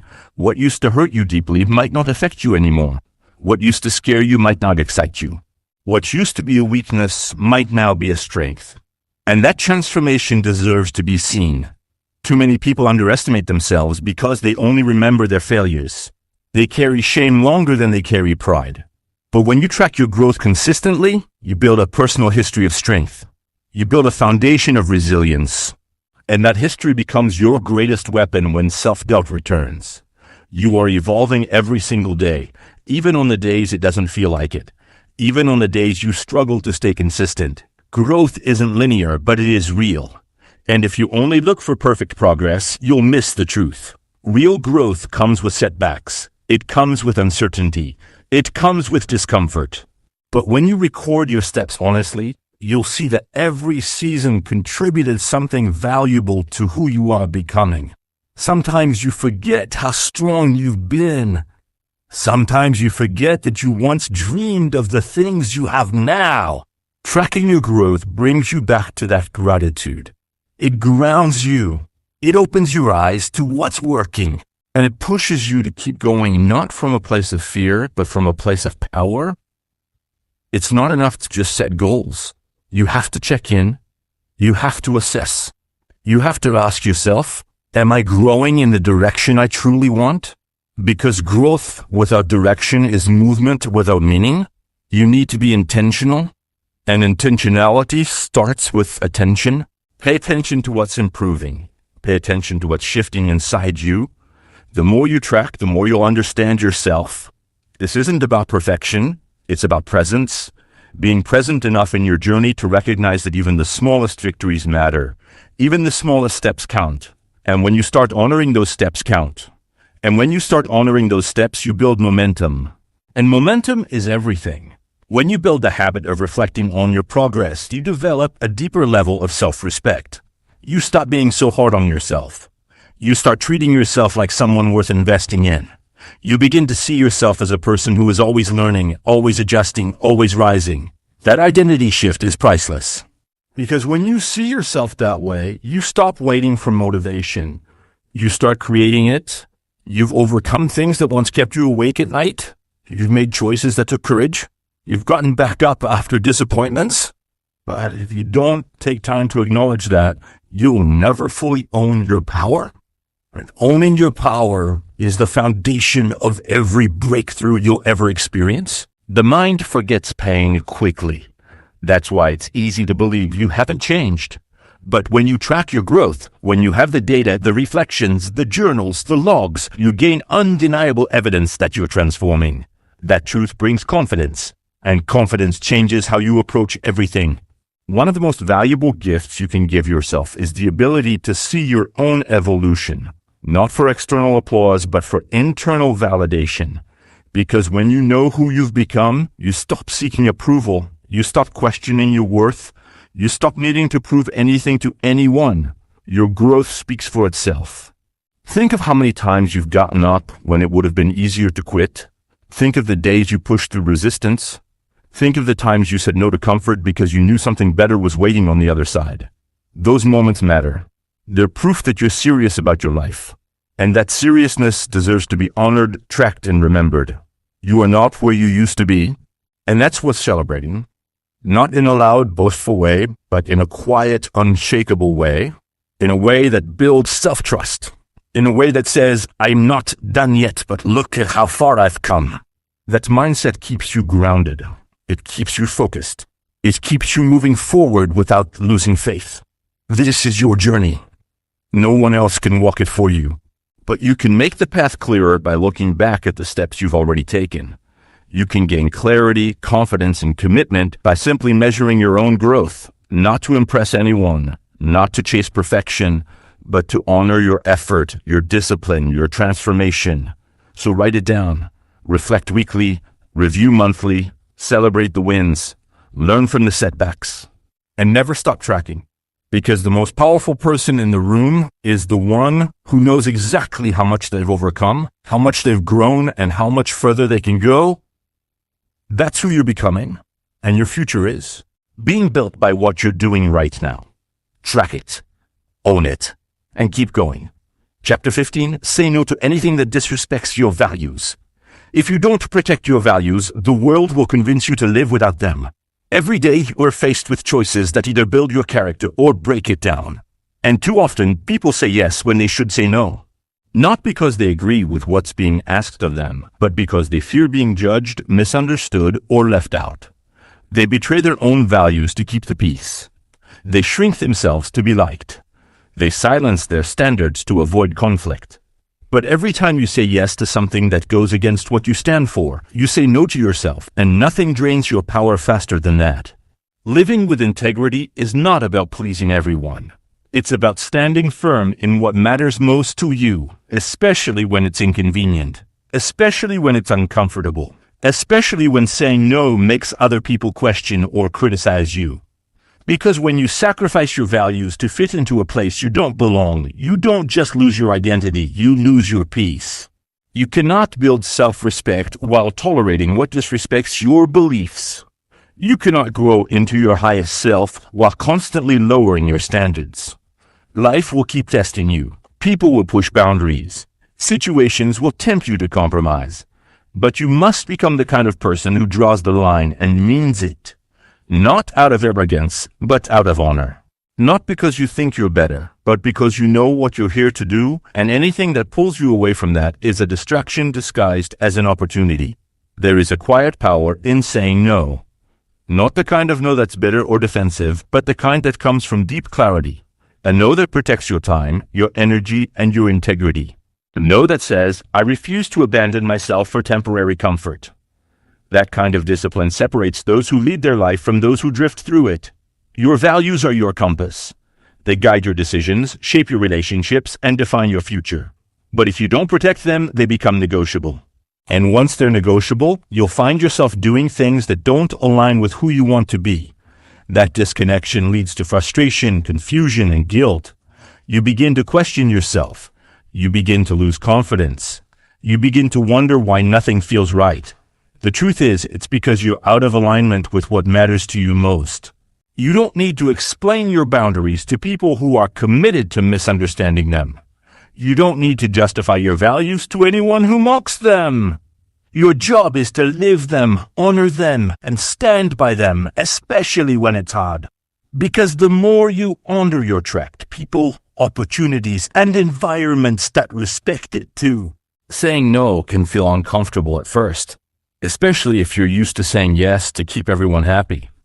But people-pleasing is not a virtue. It's a silent form of self-abandonment. It creates resentment. It creates internal conflict. It makes you question your worth. You don't need to sacrifice your peace to keep others comfortable. You don't betray your truth to avoid being alone. Real peace comes from living in full alignment with your core. When you say yes to something that disrespects your values, you're teaching others how to treat you. You're showing them what you'll tolerate, and over time, that tolerance becomes permission.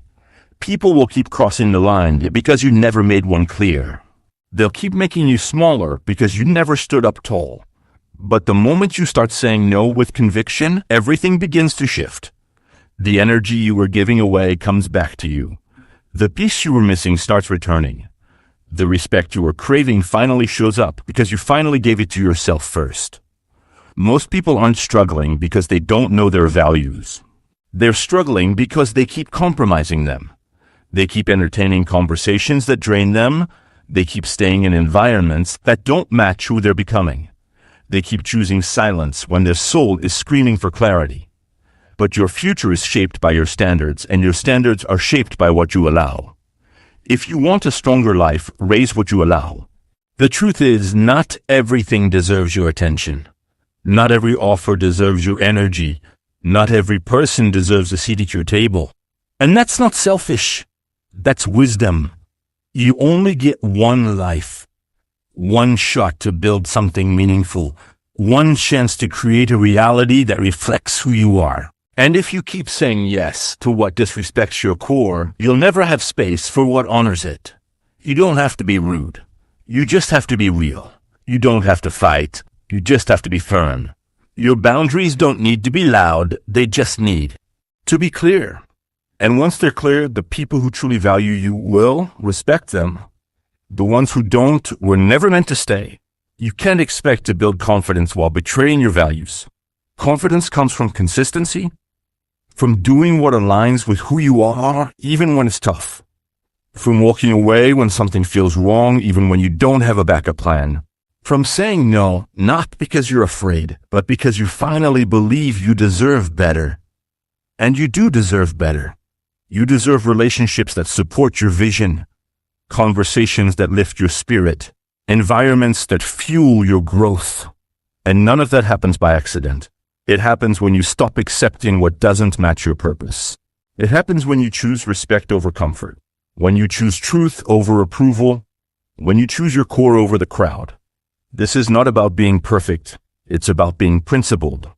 It's about standing up for yourself when it would be easier to blend in. It's about refusing to trade your authenticity for acceptance. It's about remembering that every no you give to the wrong thing is a yes to the life you actually want. You're not here to be liked by everyone. You're here to live a life that reflects what you truly believe in. You're here to move with integrity, to speak with intention, to act with courage. And sometimes that courage will require you to walk away, to leave the room, to cut ties, to start over. Not because you're weak, but because you've finally chosen to stop watering what no longer grows you. The freedom you're looking for isn't found in more yeses. It's found in stronger numbers. It's found in knowing where you stand and refusing to move when the pressure rises. It's found in drawing a line in the sand and saying, I will not cross this line for approval, not for attention, not for fear. You can build a peaceful, powerful, fulfilling life, but only if you stop giving energy to what dishonors your spirit. Only if you stop chasing people who take more than they give. Only if you stop lowering your standards just to feel temporary comfort. You were not created to betray yourself. You were created to live with strength, with discipline, and with purpose. The sooner you start saying no to what disrespects your values, the sooner you start building a life that actually feels like yours. A life that reflects what you believe. A life that supports who you're becoming. A life that you don't have to run away from because it's filled with people and choices that match your soul. You are not selfish for saying no. You are not wrong for walking away. You are not cold for protecting your peace. You are not arrogant for demanding respect. These are acts of self-love, acts of clarity, acts of maturity, and the more you practice them, the stronger you become. This is your reminder to stop letting people, patterns, or promises pull you away from your core. You don't need to convince anyone to respect your values. You just need to live by them, every day, without apology, without explanation, without hesitation. And that life deserves to be protected, honored, and lived in alignment with your deepest truths. Say no without guilt. Say no with strength. Say no because you finally understand that nothing is worth losing your peace, your dignity, or your identity. And when you do that, everything changes. You rise, you lead, you thrive, because now you're no longer at war with yourself. You're finally in full alignment. And in that alignment, you become unstoppable. Chapter 16, commit to growing stronger through every challenge. Every challenge is a test that asks one question: will you rise or will you retreat? Life doesn't hand you strength. It doesn't gift you resilience. It doesn't serve confidence on a silver platter. All of that is earned in the dark, in the hard, in the difficult. When things break down, when your back is against the wall. When nothing makes sense and no one is coming to save you. That's where you find out who you are. That's where strength is built, choice by choice, day by day, moment by moment. You either face it or you fold. You either learn or you repeat. You either grow or you stay stuck in the version of yourself that you already know isn't enough for where you want to go. You don't get to skip the struggle. You don't get to opt out of discomfort. If you want to be strong, if you want to be grounded, if you want to be someone you respect, then you have to commit. Not half-heartedly, not when it's convenient, but fully, relentlessly, without excuse. You have to decide, no matter what comes your way, you will grow from it. You will extract power from pain. You will make discomfort your training ground. You will choose to become more, not shrink into less. That's what commitment really means. Not doing the work when it's easy, but doing it when it's thankless. When no one notices, when nothing's working, when everything inside of you wants to quit, but something stronger inside of you whispers, keep going. Most people don't grow because they avoid the struggle. They make it their enemy. They run from it, numb it, complain about it. But that pain you're avoiding is your potential in disguise. That frustration you feel, it's trying to show you where you're still soft. That setback, it's pointing at the exact muscle you need to build. Everything you go through is either shaping you or breaking you, but that depends on how you show up for it. Growth doesn't ask if you're ready. It shows up when you least expect it. In the moments you'd rather not face. In the conversations you'd rather avoid. In the failures you never planned. You grow stronger by leaning into those moments instead of running away from them. You grow stronger by asking better questions. What is this teaching me? What can I build from this? Who can I become if I don't quit here? You have to commit to the idea that no challenge is wasted, that even your worst days are carving out discipline, patience, and strength. You may not see it in the moment. Growth often looks like chaos when you're inside it. But when you look back, you'll see that every time you stayed in a fight, every time you refused to break, you became someone you never imagined you could be. The problem is, too many people give their power away. They let the challenge define them instead of refining them. They let failure become a label instead of a lesson. They let fear shut the door on their potential. But life will always give you one of two things: a challenge to rise through or an excuse to stay the same. You can't choose both. You can't chase growth and comfort at the same time. You're either evolving or avoiding, and only one of those will get you where you want to go. Strength is built in repetition, in showing up again and again when the results haven't arrived yet, in putting in the work when the motivation has faded, in choosing consistency over excuses. That's where transformation happens. Not in bursts of effort, but in the quiet moments when no one's watching and you still choose discipline. That's when you prove to yourself that you're not the same person who used to fold at pressure. You're someone different now because you've decided to become different. There will be days where you doubt it, days where you wonder if this path is worth it. But let me remind you, your future is shaped by how you respond to those exact days. Will you let them break you, or will you use them to build a deeper foundation? Will you let them define you, or will you use them to rewrite your story? You don't need a perfect plan to grow stronger. You need a decision, a clear choice that no matter what comes your way, you're going to keep moving. You're going to use every mistake as feedback, every delay as a test of your patience, every failure as fuel. Because when you stop resisting the hard stuff and start absorbing the lessons, life changes. You stop feeling like a victim. You stop waiting to be saved. You stop wasting energy on things you can't control. You focus on your response, your choices, your growth, and that's where true power begins. Every strong person you admire was once a beginner, once insecure, once overwhelmed. They didn't start strong, they became strong because they refused to give up. They built their mindset like a muscle, they sharpened the discipline one decision at a time. They faced things most people avoid. They didn't always feel ready, but they showed up anyway. And that's what you must do. Show up when it's ugly. Show up when it's painful. Show up when it's slow. Show up when nothing's working the way you thought it would. Because each time you do, you prove to yourself that you are not someone who gives in to weakness. You are someone who builds strength by choice, not by chance. Stop wishing for easier. Start training to be stronger, because life will never stop throwing challenges your way. But you can become the kind of person who is never defined by the challenge. You become the kind of person who absorbs it, grows through it, and becomes a better version of yourself because of it. There's nothing more powerful than someone who refuses to fold. Someone who's been through pain and didn't let it make them bitter. Someone who faced setbacks and used them as stepping stones. Someone who sees obstacles as invitations to become more capable. That's who you're becoming every time you commit to growing through your challenge instead of collapsing under it. Don't fall into the trap of thinking your struggles are unique punishments. They're your training ground. They're here to prepare you for what you say you want. Everyone wants a stronger mind, a more focused life, a sharper edge. But few are willing to endure what that takes. Don't just want it, earn it. Build it. Suffer for it, if that's what it takes. Because when you do, no one can take it from you. Growth is not just a mindset. It's a way of living. It's a decision to meet adversity head-on, not with fear, but with fire.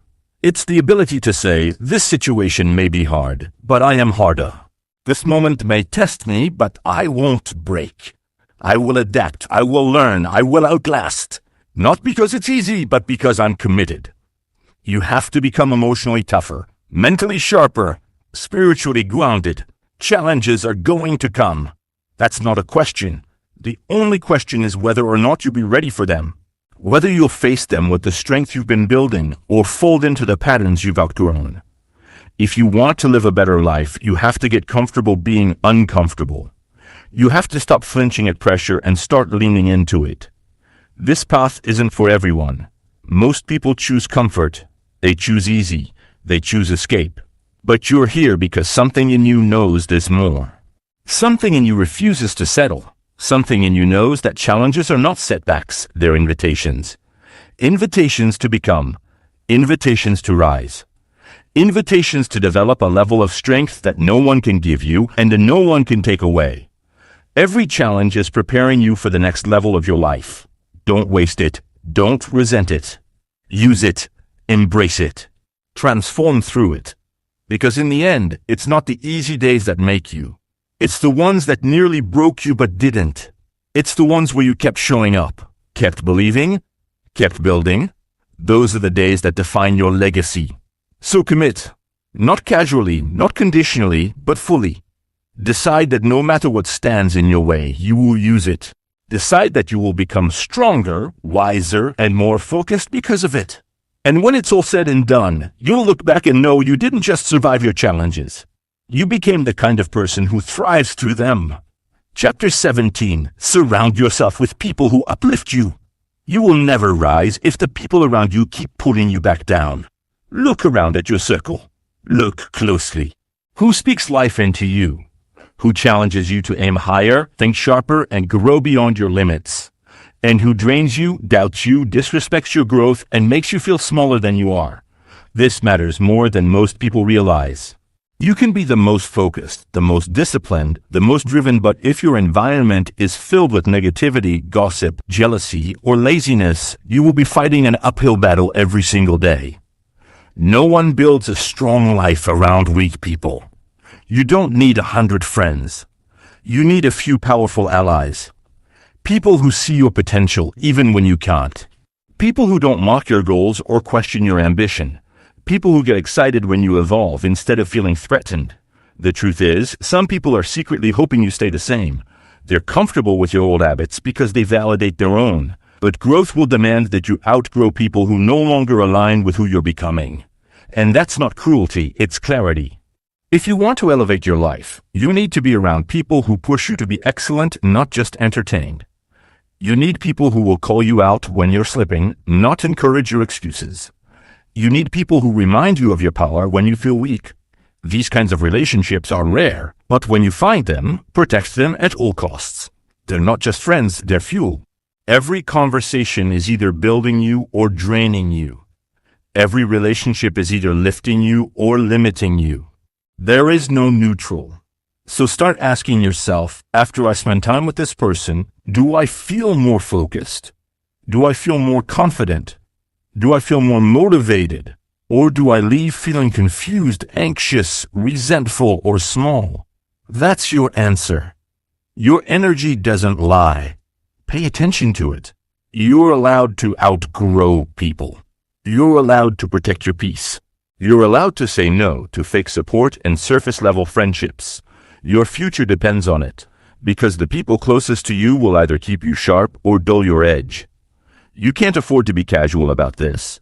You can't surround yourself with people who belittle ambition and then wonder why you're not moving forward. That's like planting seeds in concrete and expecting a forest to grow. It doesn't work. Strong minds need strong environments. You need to be around people who are building something real. People who are obsessed with growth. People who are constantly learning, evolving, leveling up. Their energy will inspire you. Their discipline will challenge you. Their mindset will infect you. That's how elevation works. It's contagious. So is mediocrity. So choose wisely. Sometimes the most powerful decision you can make is to create distance from people who no longer fit your path. Not because you hate them, not because you're better, but because your priorities have shifted. You're no longer living to please everyone. You're living to build a life you're proud of. And that requires a different kind of company. That requires people who respect your time, honor your boundaries, and support your vision even when it makes them uncomfortable. You don't need approval from those who don't understand your path. You don't need validation from people who haven't done the work. You don't need to shrink to keep others comfortable. If your growth makes someone insecure, that's not your problem. That's their work to do. Your job is to keep rising, to keep building, to keep surrounding yourself with people who don't flinch at your light but add to it. There's nothing more powerful than a room full of people who believe in each other, people who push each other, people who don't compete, they collaborate. People who celebrate each other's wins like they're their own. That's rare. But when you find that, you found something sacred. That kind of environment will accelerate your growth in ways you can't imagine. You weren't meant to walk alone forever. You were meant to rise with people who understand the cost of greatness. People who've been through the fire and came out sharper. People who know what discipline feels like. Who know the loneliness of self-growth, who understand what it takes to keep showing up even when no one's watching. Those are your people. Find them, and if you haven't found them yet, become that person yourself. Lead by example. Your energy will attract what you're aligned with. Stop entertaining relationships that require you to betray your values. Stop giving access to people who don't respect your time or your journey. Stop keeping dead connections alive out of guilt or fear. You owe yourself more than that. You've come too far to keep compromising with mediocrity. People who love you will challenge you. They won't let you stay stuck. They won't feed your delusions. They'll speak the truth, even when it stings. They'll hold you accountable, not because they want control, but because they care. And in a world full of fake support and surface-level approval, that's priceless. You don't need people who always agree with you. You need people who see blind spots you can't. You need people who remind you who you are when you forget. Who don't let your emotions run your decisions.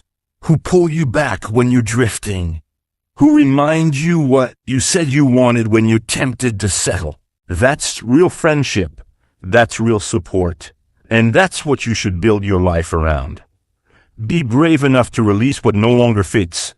Be strong enough to walk alone for a while if you have to. It's better to be alone and growing than surrounded and sinking. It's better to have no crowd than the wrong crowd. Because the wrong crowd can kill a dream faster than failure ever could. You become who you spend the most time with. Their habits rub off. Their beliefs become your background noise. Their standards set your ceiling. So ask yourself, do these people reflect where I'm headed or just where I've been? Are they building with me or holding me back? If the answer isn't clear, it's time to make some hard choices. Protect your vision. Not everyone deserves a front row seat in your life. Not everyone should have access to your mind, your energy, your goals. Be selective. Be intentional. Because where you're going, not everyone can come. That's not selfish, it's necessary. It's how you preserve your power. It's how you stay aligned. As you elevate, your circle will change. That's the truth most people don't want to face. Growth reveals who's really for you. Some will cheer, some will disappear. Let them. The right people will find you when you stay true to yourself. When you live with purpose, when you refuse to settle. That's when your tribe shows up, not when you chase them, but when you focus on becoming your best self. Life is too short to keep company with people who make you feel like you're too much, or not enough, or out of place. You were not meant to be watered down. You were meant to be fully expressed. And the right people won't just accept that, they'll encourage it. They'll challenge you to own your greatness, to step into your full potential. And when that happens, everything changes. Your mindset, your results, your future. You're building something real that requires strong foundations. And nothing is more foundational than the people you surround yourself with. Choose people who make you better, who help you heal, who inspire you to keep growing. That's the energy that changes lives. Every day you have a choice to stay connected to the familiar or step closer to the future you're building. Choose wisely. Your growth depends on it. And your future self is counting on you to walk with people who remind you who you're becoming, not who you used to be. Chapter 18, take time alone to reconnect with your truth. The most powerful clarity you'll ever experience comes in silence, when it's just you, your breath, and your truth. In a world that constantly pulls you in 1,000 directions, one of the most courageous things you can do is step away from the noise, the demands, the conversations, the screens, and be alone. Not lonely. Alone. There's a difference. When you are alone by choice, it's not isolation, it's realignment. It's a return to yourself, to the core of who you are beyond what the world wants from you. It's in that space where you remember your values, where you untangle your thoughts, where you hear what your heart has been trying to say beneath all the distractions. Most people are afraid of silence because they don't want to face themselves. But growth begins the moment you stop running from your own presence. When you stop trying to escape with noise and stimulation, when you sit still and say, this is who I am, this is where I am, and this is what I need to face. That level of honesty can be uncomfortable, but it's also where your power begins to return. When you take time alone, you start to hear the thoughts you've been burying, the questions you've been avoiding, the dreams you've been suppressing. It's not always easy, but it's always necessary. Because if you don't know what's going on inside you, you'll keep being controlled by the outside world. You'll react to life instead of living it. You'll follow paths that were never yours and wonder why you feel empty at the finish line. Time alone gives you a mirror. It shows you what's working and what's not. It shows you which habits are serving you and which ones are sabotaging you. It shows you where you've been lying to yourself, where you've been shrinking, where you've been playing roles instead of living truth. This isn't about judgment. This is about liberation. Because the more honest you are with yourself, the freer you become. There's nothing more powerful than a person who knows who they are and doesn't need external validation to feel worthy. Take a moment. Step away from the constant input. Turn off the noise. Leave the notifications behind. Find a quiet space where you can just be with your breath. It might feel strange at first, even uncomfortable, but stay there. Listen. Feel. Reflect. You'll notice things start to surface. Ideas, feelings, truths. That's your inner world trying to reconnect with you. That's your intuition reminding you of what you've been too busy to hear. You don't need permission to slow down. You don't need approval to be still. You don't have to justify your need for solitude. In fact, it's essential, especially if you're serious about growth, especially if you want to live with integrity. Because clarity doesn't come when you're running from task to task, conversation to conversation. It comes when you stop, when you breathe, when you give your mind space to settle and your heart space to speak. Taking time alone is how you regain ownership of your mind. It's how you stop living on autopilot. It's how you start asking better questions. What do I actually want? What do I value? What needs to change? What am I avoiding? These aren't questions you answer in 5 minutes. They require depth, they require honesty, and they require space. That's why solitude isn't a luxury, it's a discipline. One you must develop if you want to stay aligned with your truth in a noisy, chaotic world. The more time you spend alone, the more you'll realize what matters and what doesn't. You'll notice what energizes you and what drains you. You'll see which relationships feed your soul and which ones deplete it. You'll recognize the difference between your voice and the voices of expectation, guilt, fear, and comparison. And once you know the difference, you stop giving power to anything that doesn't serve your path. Reconnecting with your truth doesn't always feel productive in the traditional sense. You're not checking boxes, you're not crossing things off a list, but you're doing something much deeper. You're reconnecting with your foundation. You're making sure your actions line up with your principles. You're reminding yourself of who you said you want to become. That's not wasted time. That's necessary time. You can't lead yourself if you're disconnected from yourself. You can't make powerful decisions if you don't know what you stand for. You can't pursue peace if you never give yourself peace. That's why solitude is sacred. That's why you must protect it. Even if it's just 10 minutes a day, even if it's just a quiet walk with no distractions, even if it's sitting in your room with no music, no noise, just your breath and your thoughts. These small moments of solitude are where you reconnect with the deepest parts of yourself. You'll notice that the more time you spend alone, the less approval you'll seek from others. Because when you're deeply rooted in your truth, you stop needing the world to constantly remind you of your worth. You know it. You've felt it. You've owned it in the silence. And that's a level of strength that can't be taken away. Solitude helps you grow emotionally stronger too. It teaches you to face discomfort instead of running from it. It shows you that you can sit with uncertainty, with fear, with doubt, and still choose to move forward. It builds self-trust, because every time you show up for yourself in stillness, you prove that you don't abandon yourself when things get quiet or hard. You become your own anchor. That's how resilience is built, not by escaping discomfort, but by sitting with it until you understand it. And here's what happens when you commit to regular solitude. Your life begins to reflect your values more clearly. You start saying no to things that don't align. You start showing up with more intention. You start speaking from a place of depth instead of reaction. You begin living with more focus, more peace, more purpose. Because you're no longer just existing, you're grounded in who you are. This doesn't mean you disconnect from the world completely. It means you connect more deeply to yourself, so you can show up in the world with strength and clarity. It means your relationships become healthier because you're no longer bringing your confusion and chaos into them. You're bringing presence. You're bringing awareness. You're bringing someone who knows who they are. You owe it to yourself to unplug, to step back, to reset, because the world is always going to try to speed you up.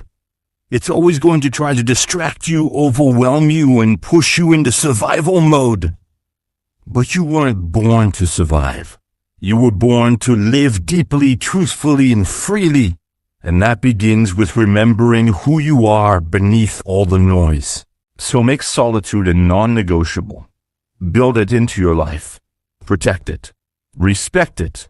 Let it be the space where you drop the mask, release the pressure, and return to yourself. Let it be where you remember that you're not just what you do, you're not just your productivity, you're not just your roles, you're a whole person with thoughts, emotions, values, dreams, and truth that deserves space to breathe. You don't have to have all the answers today, but you do have to be willing to listen. And you can't listen if you never slow down. You can't receive if you're always reaching. You can't evolve if you're always escaping. So give yourself time. Give yourself presence. Give yourself permission to be still long enough to hear the truth you've been running from. Because at the end of the day, everything you're searching for outside of you, clarity, peace, direction, strength, it's already within you. You just have to slow down long enough to remember. And when you do, everything changes. Your energy shifts, your decisions sharpen, your life aligns, not because someone told you who you are, but because you finally listened to the voice inside that always knew. Chapter 19, Trust yourself to make the next right move. You are far more capable than your doubt wants you to believe. There's a quiet strength that comes when you decide to trust yourself, not because you figured everything out, but because you know you'll figure it out step by step. Life will never hand you a perfect map. The road ahead will rarely be fully lit. But what you do have is your instinct, your experience, your wisdom, and your willingness to move forward. And those are more than enough to guide you toward your next right move. Too often, we wait for absolute certainty before we act. We stall, hesitate, overthink, hoping to be 100% sure before making a decision. But life doesn't work that way. Growth doesn't wait for your comfort, and progress doesn't show up with a guarantee. The truth is, you will never feel fully ready. The fear won't completely disappear, but you don't need to eliminate fear, you need to choose courage in spite of it. And that courage starts with believing that you are capable of handling whatever comes next. Every successful person you admire didn't get where they are because they knew every step in advance. They trusted themselves in the dark. They made one decision, then the next, and learned from both. They built confidence through action, not overanalysis. They understood that clarity is often the reward for movement, not the requirement for it. You must be willing to move forward even when you don't have all the answers, because the answers you're looking for are often found in the process, not in the planning. There is something deeply powerful about making a decision, not a perfect one, just a real one. When you stop overthinking and start choosing, you reclaim your momentum. You silence the voices of doubt by proving to yourself that you're not paralyzed by fear. And every time you do this, your confidence grows. Not because you did everything right, but because you trusted yourself enough to try. It's okay to feel uncertain. It's okay to question things. But don't let that uncertainty stop you from moving. Don't let your mind convince you that indecision is safety. It's not. Stagnation is its own kind of risk. You grow when you move. You learn when you choose. You build strength through doing. And the only way you get better at trusting yourself is by making decisions and seeing that you can handle the outcomes, good or bad. Self-trust isn't about knowing that everything will work out perfectly. It's about knowing that no matter what happens, you'll figure it out. That's what separates the people who keep evolving from the ones who stay stuck. It's not intelligence or luck, it's the decision to act without waiting for perfection. It's the willingness to say, I might not know exactly how this will go, but I trust myself to adjust, to learn, and to grow through it. If you keep doubting your ability to make the next move, you'll stay in the same place even when your life is screaming for change. You'll keep repeating the same patterns, avoiding the same fears, and delaying the same goals. But you don't have to live like that. You can choose differently. You can start now. Even a small step, backed by self-belief, can shift your entire trajectory. You are not here to live in hesitation. You are not here to second-guess every instinct. You are here to step forward, to try, to risk, to create, and to evolve. The only way you find your next right move is by making a move. If it works, great, you move again. If it doesn't, great, you learn, adjust, and move again. One of the most important shifts you can make is to stop looking outside of yourself for answers you already carry. It's tempting to outsource your decisions to other people, to ask what they think, to compare their paths, to wait for their approval. But the truth is, no one knows your heart like you do. No one understands your vision like you do. No one can see the full picture of your potential. Only you can feel what's right. Only you can walk your path. And the longer you rely on others to validate your choices, the further you drift from your own voice. That voice inside you, it's not wrong. It might be scared. It might be quiet. It might need practice. But it's real. And the more you listen to it, the louder and clearer it becomes. That's why trusting yourself isn't a one-time decision. It's a daily practice. It's something you choose every time you feel afraid and decide to act anyway. It's something you build every time you fail and decide to try again. It's something you earn every time you make a move that honors your values instead of your fears. You've made it this far for a reason. You've overcome things you thought would break you. You figured out problems you thought had no solution. You've adapted, survived, and risen through pain, doubt, and adversity. Don't forget that. Don't let your mind minimize what you've already proven. You have evidence. You have experience. You've been through storms and found your way. So trust that you can do it again. You're not looking for a perfect future. You're looking for progress. You're looking for alignment. You're looking for the next honest step. And sometimes that means walking into the unknown with nothing but faith in your ability to figure it out. That's not reckless. That's not irresponsible. That's what growth looks like.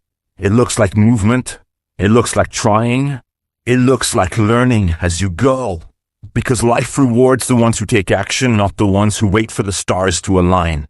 You'll never have absolute clarity about every decision. But you can have clarity about your intention. If your intention is growth, if your aim is truth, if your heart is in the right place, then even your mistakes will lead you somewhere meaningful. That's what happens when you lead with integrity. You may not always get it right, but you'll always move closer to your purpose. The moment you start trusting yourself, you stop needing the world to constantly reassure you. You stop begging for signs. You stop living in fear of making the wrong choice. Because you realize that no matter what, you can adjust. You can adapt. You can rebuild. Life isn't about perfection, it's about resilience. And resilience is built through the willingness to make the next move, even when the outcome isn't guaranteed. There will be people who question your decisions. There will be voices that say, "Are you sure?" There will be moments where doubt creeps in. But you don't need everyone to understand your path. You don't need the whole world to agree with you. You just need to be able to look in the mirror and say, "I'm listening to myself. I'm honoring my vision. I'm doing what feels right for me." That's strength. That's leadership. That's self-respect. You weren't made to live small, controlled, or hesitant. You were made to move forward with courage, to make bold decisions, to take risks that reflect who you are becoming, not just who you've been. And yes, that's scary, but it's also how you rise. It's how you discover what's possible. It's how you step into the version of yourself you know you're capable of becoming. You don't need to see the whole staircase to take the next step. You don't need to have a full plan to make progress. You just need to choose. You just need to trust. You just need to act one honest move at a time. That's how you build a life that's real. That's how you become unshakable, not because you avoided all mistakes, but because you trusted yourself enough to keep growing through them. The next right move isn't always the biggest one. Sometimes it's a quiet decision. Sometimes it's setting a boundary. Sometimes it's changing a habit. Sometimes it's walking away from what no longer serves you. Sometimes it's finally committing to what your heart has been whispering for years. Whatever it is, listen, trust, move. You don't need to wait anymore. You don't need more time, more permission, or more certainty. What you need is already inside you. The decision, the courage, the clarity, they're there. You just have to choose to believe in yourself enough to take that next step. And once you do, you'll realize you were never lost. You were just waiting for your own trust to show up and lead you forward. Chapter 20, live each day proving your love to yourself. Every day you wake up is another chance to show the world, and more importantly, to show yourself that you matter. The greatest act of power is not found in how loud you speak or how hard you hustle for approval. It's found in how consistently you choose to honor yourself, even when no one is watching. It's in the way you treat yourself when you fail, how you speak to yourself in moments of silence, and the decisions you make when you're alone with your thoughts.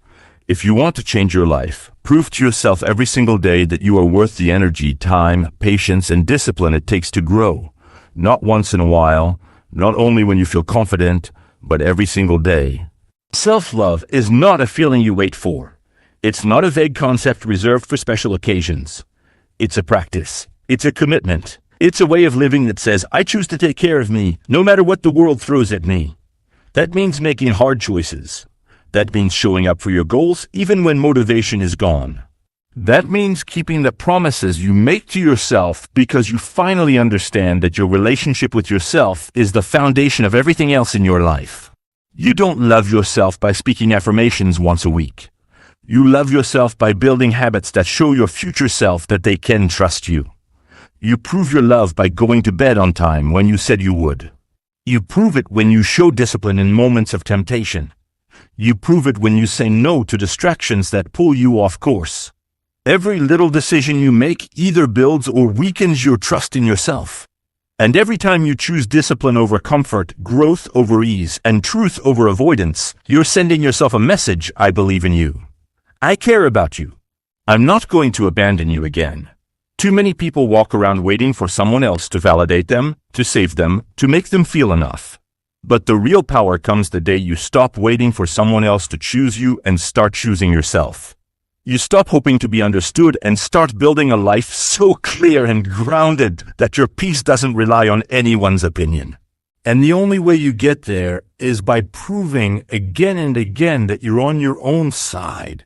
You prove it through your discipline, through your effort, through your standards, through your boundaries, through the way you talk to yourself, through the way you feed yourself, rest, train, work, and show up. These aren't just routines, they are love in action. Because love, real love, is not just about words, it's about what you're willing to do. And when you're willing to fight for yourself, to protect your energy, to remove what disrespects you, and to build what strengthens you, that's love. That's real. That's lasting. Most people are waiting to feel ready to start. But feelings are unreliable. They shift, they fade, they lie. What matters is action. What matters is what you do when you don't feel like it. What matters is whether you show up when no one's clapping, when it's just you, your mind, your habits, and your goals. That's the test. And if you keep failing it, it's not because you're not good enough. It's because you haven't made self-love a daily discipline. You can't build confidence if you keep breaking the promises you make to yourself.